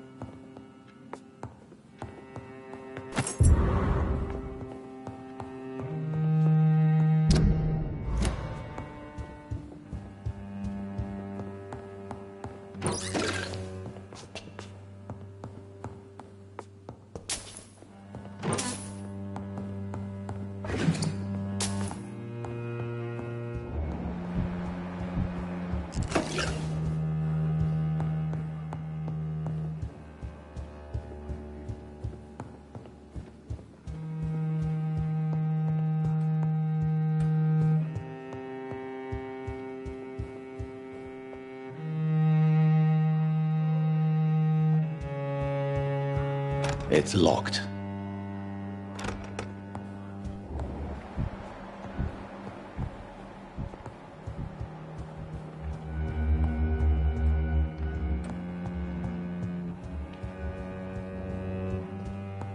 Welcome to the Ascalon Club, then, Dr. Reed.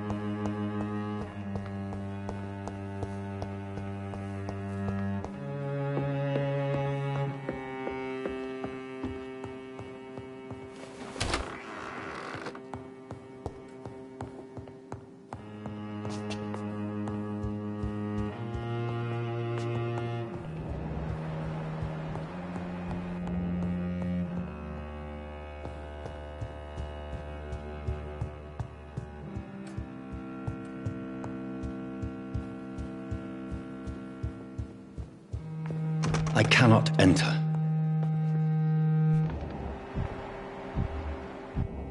It's locked.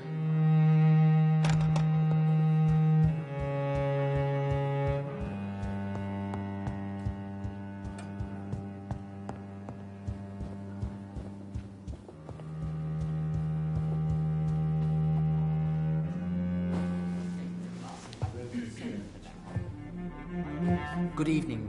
We repel the intruders for now.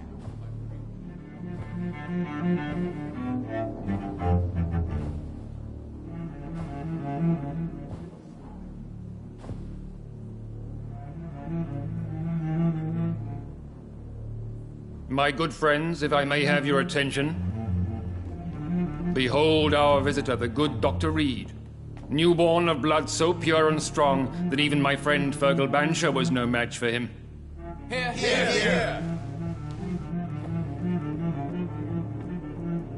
Come forward, young Ekon, for we have so much to discuss. Welcome to the Ascalon Club, Dr. Reed. I am Lord Redgrave, Earl of Bristol and chairman of this exclusive association. Lord Redgrave. At last we meet. I've been eager to make your acquaintance. I've heard some astounding things about you. Please accept my condolences for your loss, Dr. Reed. Thank you, my lord. Lady Ashbury expressed your wish to meet me. Yes. The lady has always been a useful acquaintance, though not always reliable. Is she a good friend of yours?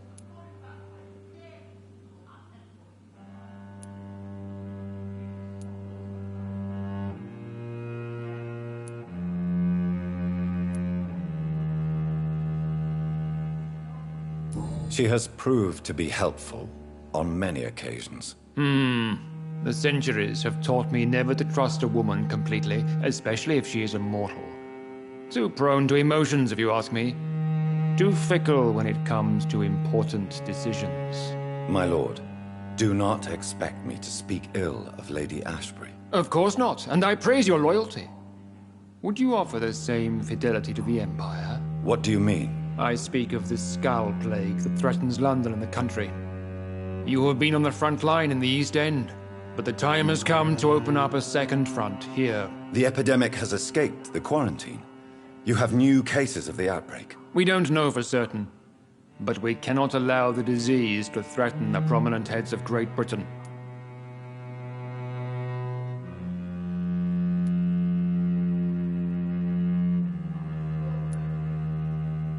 Why are you suddenly so friendly? The last time I met one of yours, he tried to kill me. Are you referring to Fergal? He was the most useful of servants, but he was just a servant. You, on the other hand, Doctor, proved yourself much more worthy. You want me to find possible sources of the outbreak in the West End? Is that it? Ah, straight to the point, like all eager newborns. We shall have time to talk about all this, Dr. Reed, but first, I should like to get to know you better. Talk? Is that the only reason you asked me here? Well, no. I also wanted to meet the intriguing Ekon, who made such a powerful progeny of his sister. You have not learned the name of your maker, am I correct?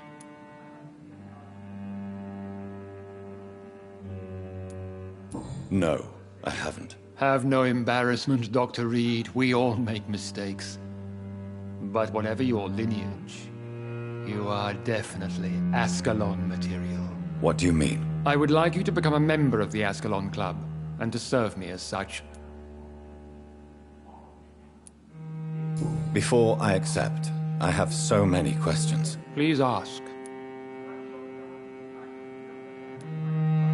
What does it mean to be a member of the Ascalon Club? It means that you swear to protect the interests of the Crown, that you become a loyal servant of the British Empire.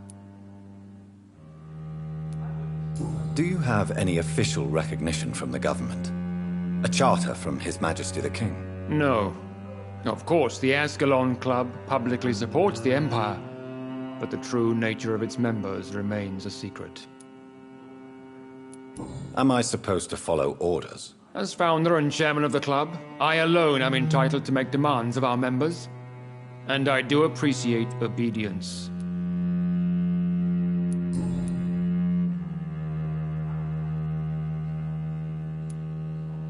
What is the Ascalon Club's express purpose? We follow the credo of William Marshall, the greatest knight who ever lived. As was he, we are sworn to protect the British Empire. What does Ascalon mean? Ascalon was the lance wielded by St. George, glorious patron saint of England when he slew the dragon. And like that lance, we pierce the hearts of all our nation's enemies. William Marshall founded the Ascalon Club. Not exactly. William Marshall granted me immortality, and I founded the club a few years later. The good knight has been gone for so long. I killed Fergal, who claimed to be one of yours, sent to cleanse the East End of all Skulls. Will his death be an issue? Do not worry. My priorities have changed. Fergal was a zealous servant of mine, but like any servant, he had his limitations and is readily replaced if necessary. I agree to join the club. This is good news. Good news indeed in these crucial times. Let's inform the Assembly formally and proceed with your initiation. My initiation? Fear not. Nothing fancy nor dangerous. It is just that we, the members of Ascalon, believe that tradition and custom are the backbone of this country.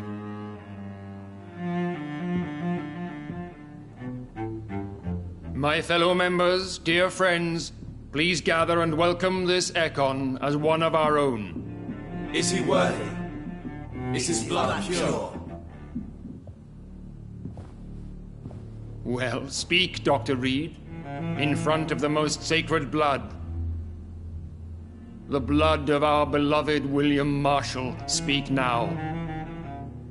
Will you serve and protect the crown as he did? Yes, I will.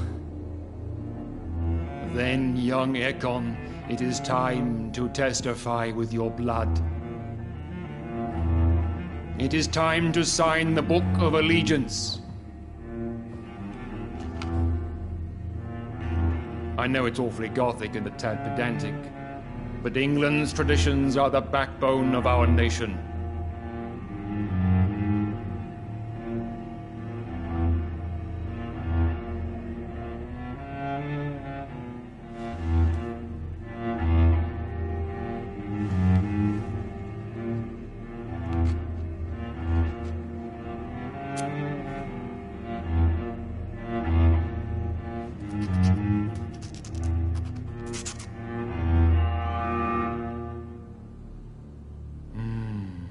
delightful.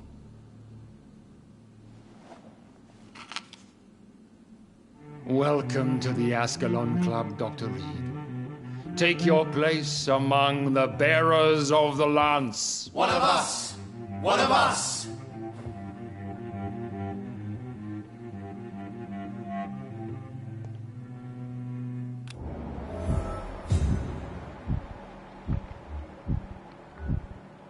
I personally went patrolling last night in the West End, and I spotted at least 2 foreign echoes. This is an outrage. We shall chase these intruders down.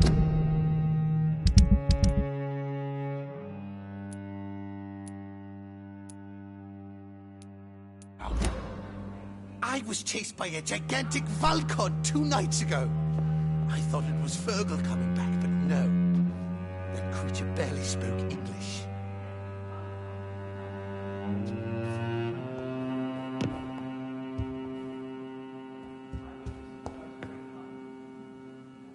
That went well, did it not? It is always useful to bolster the troops' morale, especially before a difficult battle. You have the makings of a general, my lord. I was, though very long ago. Well, not quite a general, but a proud defender of the crown. So why did you really want to meet me? Straight to the point again, young Ekon. All right, let's talk, you and I, Lance Sparrow. I'm listening, my lord. According to my spies, you have worked with Dr. Edgar Swansea on the epidemic, and your findings were quite alarming. Do you know Edgar Swansea? Not personally, but I've been told he has some sort of immortal fetish and is a good friend of yours. Does it bother you that I consider him my good friend? As long as you reveal nothing of the club's inner workings, why should I forbid you engaging in conversation with the good Dr. Swansea? You were spying on me? Not personally, but once he found you, Fergal kept me informed. Until you put an end to his mission. Who was Fergal? I don't see him sipping tea with the others in the club. Fergal Banshire was my squire of sorts. Even before becoming that magnificent beast, he was a brute. He served me well for decades. No, I mean, what was he? He was clearly no ordinary vampire. No, he was a Volcod. All muscles and instinct. Quite the rare breed. Ferociously territorial. Mortals often mistake them for werewolves. You do know I killed him? Yes. Will you bear ill will towards me for his death? Of course not. Your victory was quite impressive and courageous. You earned my respect. Yes, I'm convinced the recent invasion of frenzied Scals in London is directly linked to the epidemic. This is not the Spanish flu, but something else. I would be glad to hear more of your discoveries, Dr. Reed, but for now, my main concern is the security of London's inhabitants, both mortal and immortal. What do you mean? Alarmed by the epidemic, the Guard of Prewen has started a war against us British vampires. To appease the situation, we must eradicate the Scals. I have met peaceful and wise Scals. To exterminate them means we are no better than vampire hunters. Scals are hideous, shameful creatures that give all Ekon a bad name. So, what do you want me to do? I want you to investigate the city thoroughly. I have reason to fear there are cases of contagion in this part of town. Our absolute priority is to find and cleanse them. And how would you like me to proceed? By all means necessary, Dr. Reed. You are now a member of the Ascalon Club and you have carte blanche. Interrogate the locals, follow all the leads you find, and get results.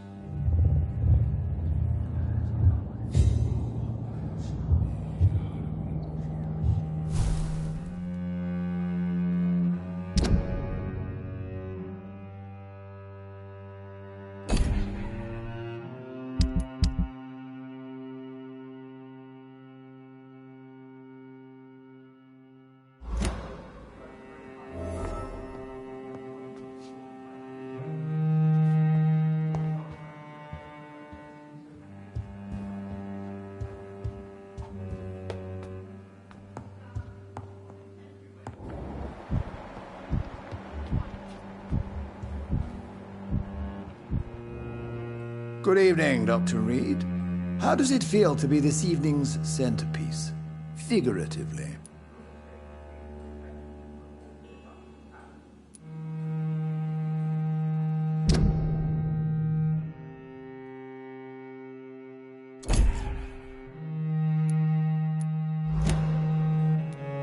It's quite unsettling. As a doctor, I am more used to being the observer than the subject observed. Do not be alarmed. The Ascalon Club has a tried and tested policy for choosing its initiates. May I ask who you are, sir? Why would you be interested? Well, as you seem to be the only man in the room with a beating heart, you draw quite a bit of attention yourself. Ah, vampire senses never cease to fascinate me. They dwarf those of mere mortals. I am Aloysius Dawson, by the way.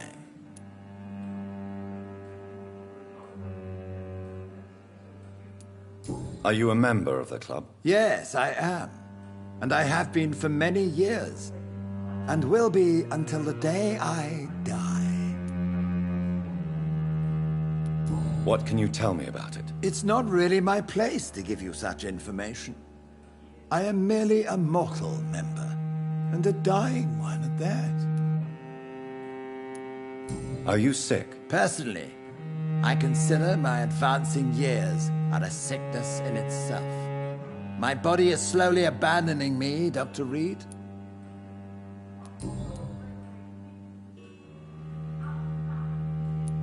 Are you not afraid?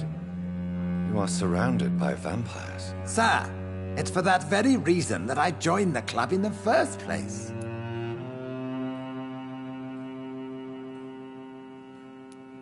Is not the nature of this club a secret shared by only a privileged few? My dear Dr. Reed, I have spent years and a fortune precisely to gather that kind of information.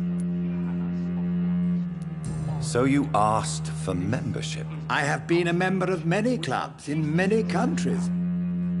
But I must admit, this one is my favorite.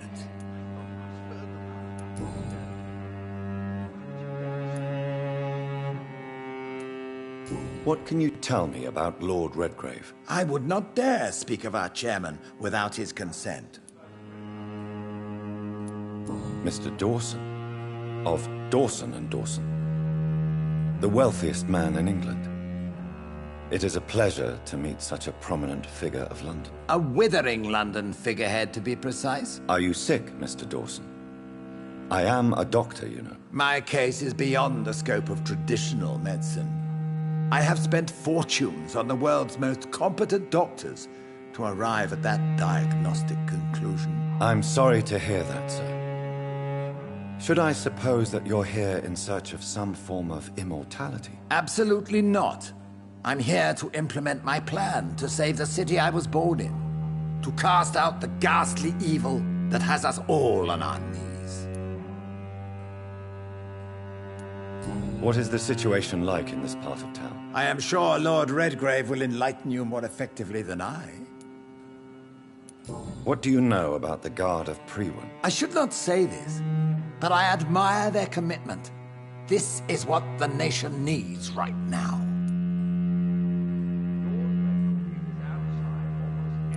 But they are our enemies. They are not mine, Dr. Reed. Would you help them? No. There is a time for such methods. But brute force will not be enough to fight this plague. We have to think differently. Money cannot solve every problem. This mysterious epidemic is going to require more than money can buy. You're right. Money is nothing unless one has the will to wield it. I have a plan, sir. A radical one that will save all that is essential in London. What is your plan, then? Quarantine and barricades are futile.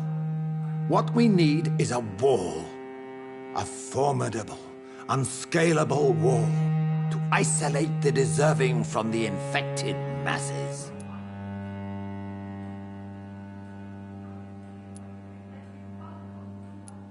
By doing so, you would create two separate ghettos. What if the disease gets past the wall?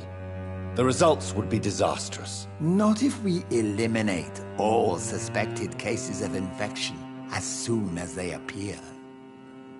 A necessary sacrifice. Are you not mistaking sacrifice for summary execution? Why do you care? Are you not a vampire? Removed from all mortal concerns?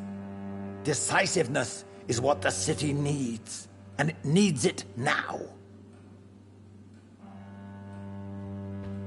Have you heard the rumors of some horned vampire revealing himself and singing obscure songs around the city? What is this new malevolence? Skulls have been spotted everywhere in London. We are losing this fight.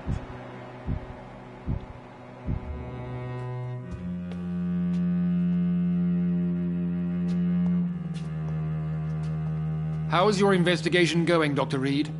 Time is our enemy. I have a few questions for your lordship. All right, but be quick. What can you tell me about the Great Hunt? It's a major concern, and I'm convinced we'll only get a satisfactory conclusion by putting an end to the epidemic. I have already met Geoffrey McCullum. I am certain he will persist until he has killed every last vampire. The Guard's current successful recruitment campaign is driven by the ravenous behavior of the Skulls. I see. So without the epidemic creating Skulls, the Guard could not convince anybody of our presence. Exactly. Once we have put the epidemic behind us, we need only wait until the Guard grows old and weak. Time will once again become our ally.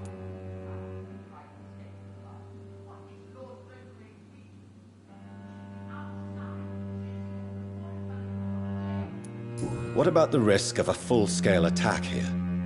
Geoffrey McCullum is a daring leader. That is exactly why so many of our number have left the country until things improve. But not me.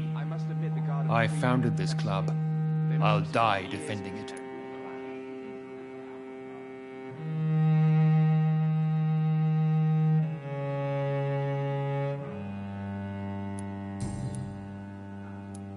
You made me swear on the blood of William Marshall during my initiation ceremony.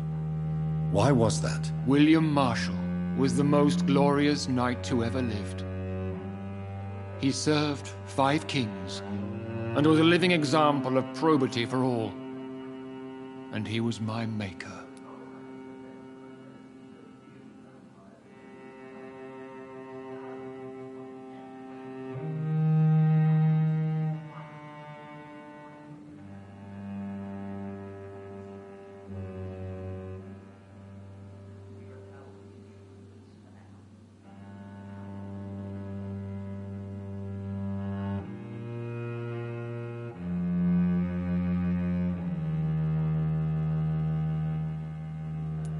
William Marshall was a vampire?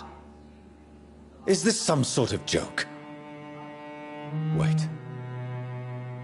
Could he be my maker? That would be joyful news, for it would mean he still walks among us.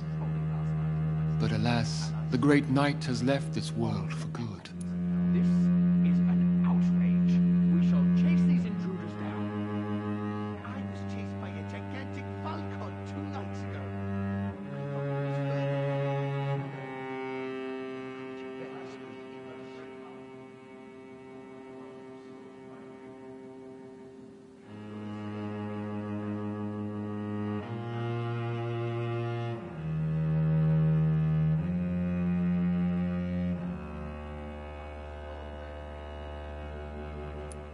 Why is his blood so sacred to the Ascalon Club? He was simply the greatest defender of the realm we have ever known.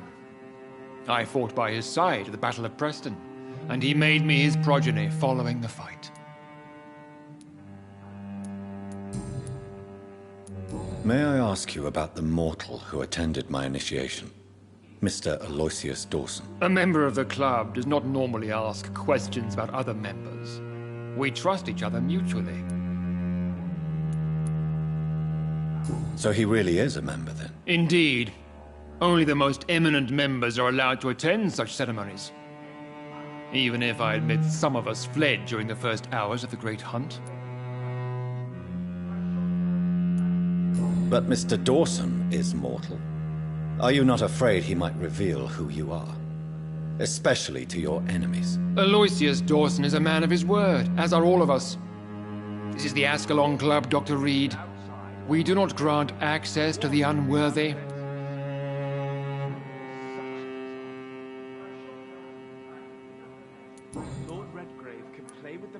Goodbye, Lord Redgrave. Godspeed, Dr. Reed. We are counting on you.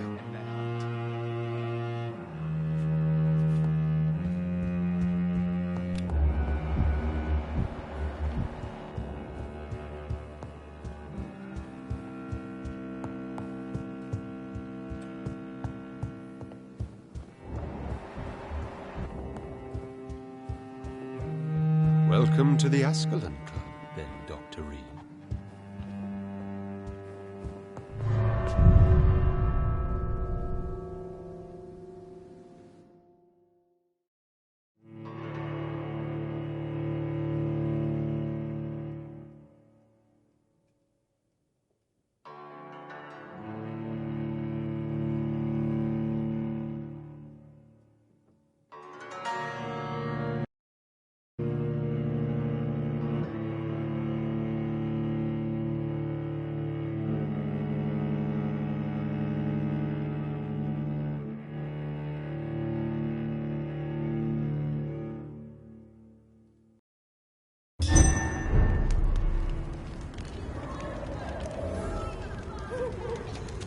I think Lord Redgrave just suggested I was sired by an ancient vampire.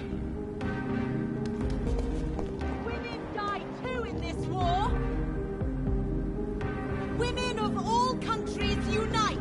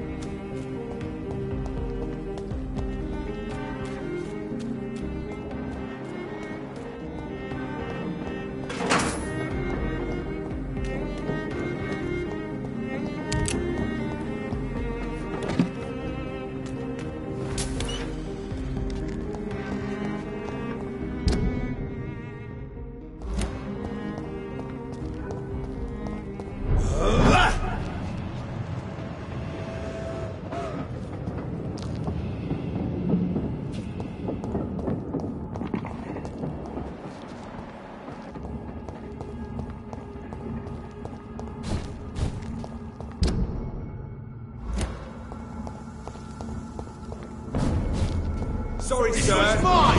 No need.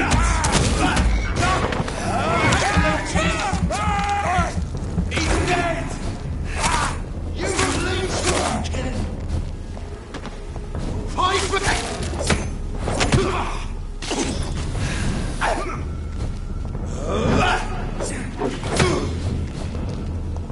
Die, beast!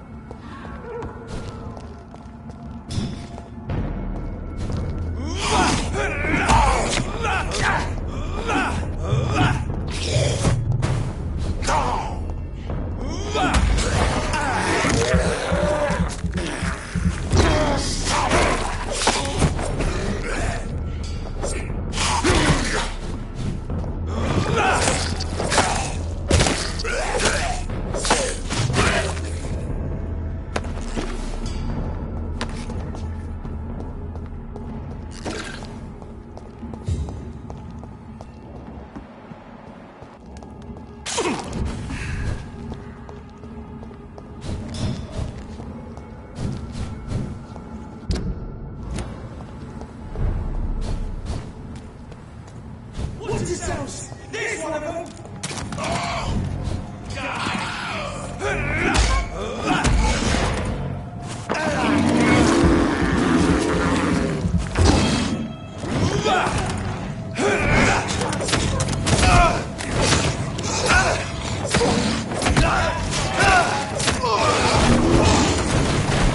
Shooting beast!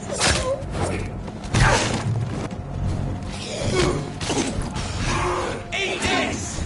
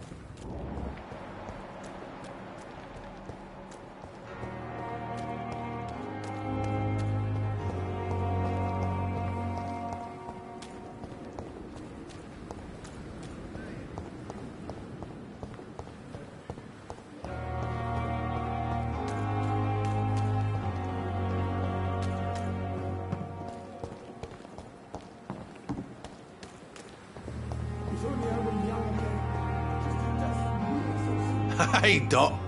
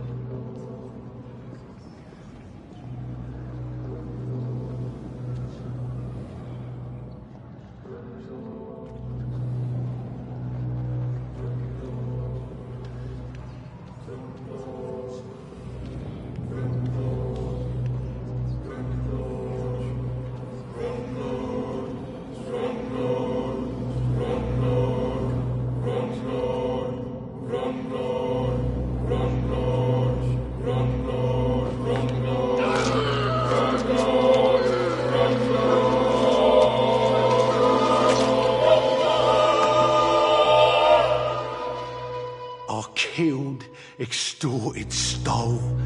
Now I'll die. Fuck it. I'll live the way I wanted.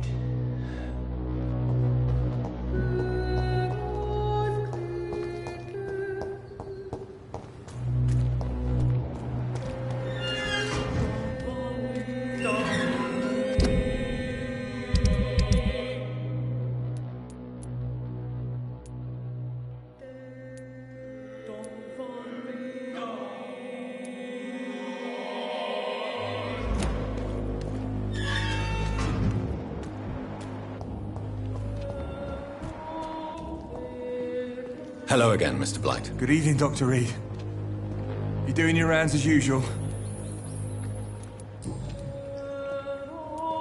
How do you feel about Oswald Thatcher? You are more than friend. I love him. What frightens you? What if people find out? Oswald says I'm... Maybe a time will come. I know, Dr. Reed.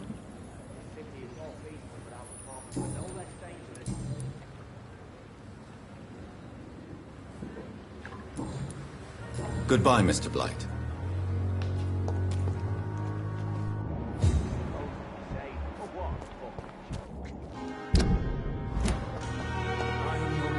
Good evening. Newton is It makes me sad. His love for you is... Newton's... Do you want... No. An irrational... Well, Doctor, take... As a... My God.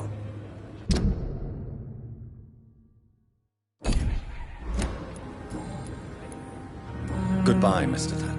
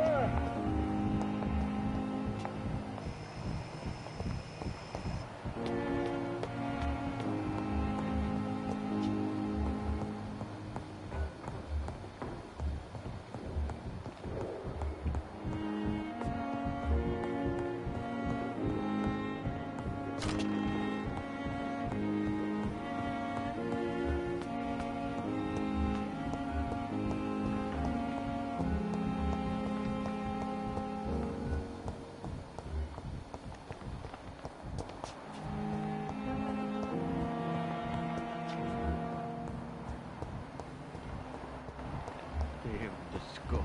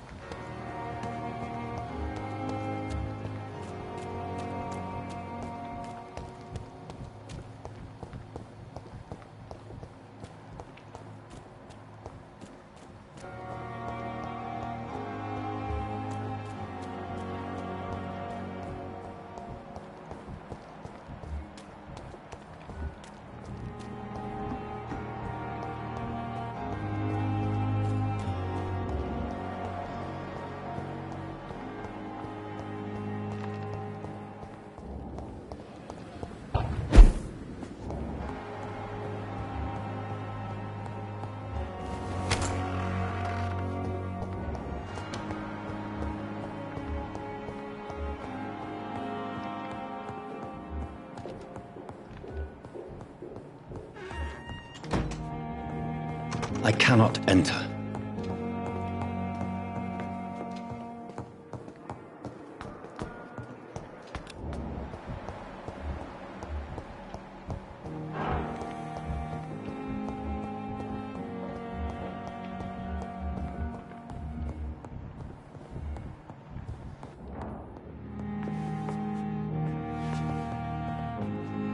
Good evening, Doctor.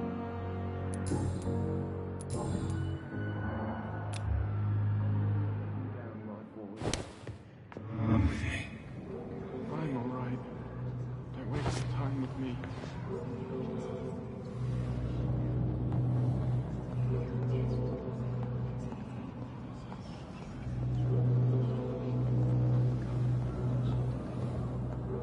My sweet girl.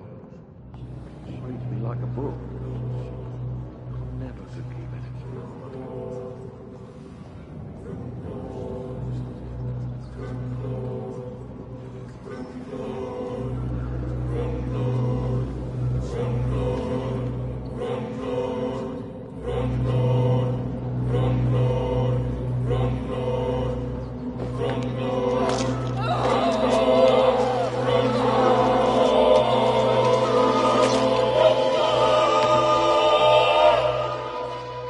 I die before my son. I die before my son. No. He needs me so much. So much.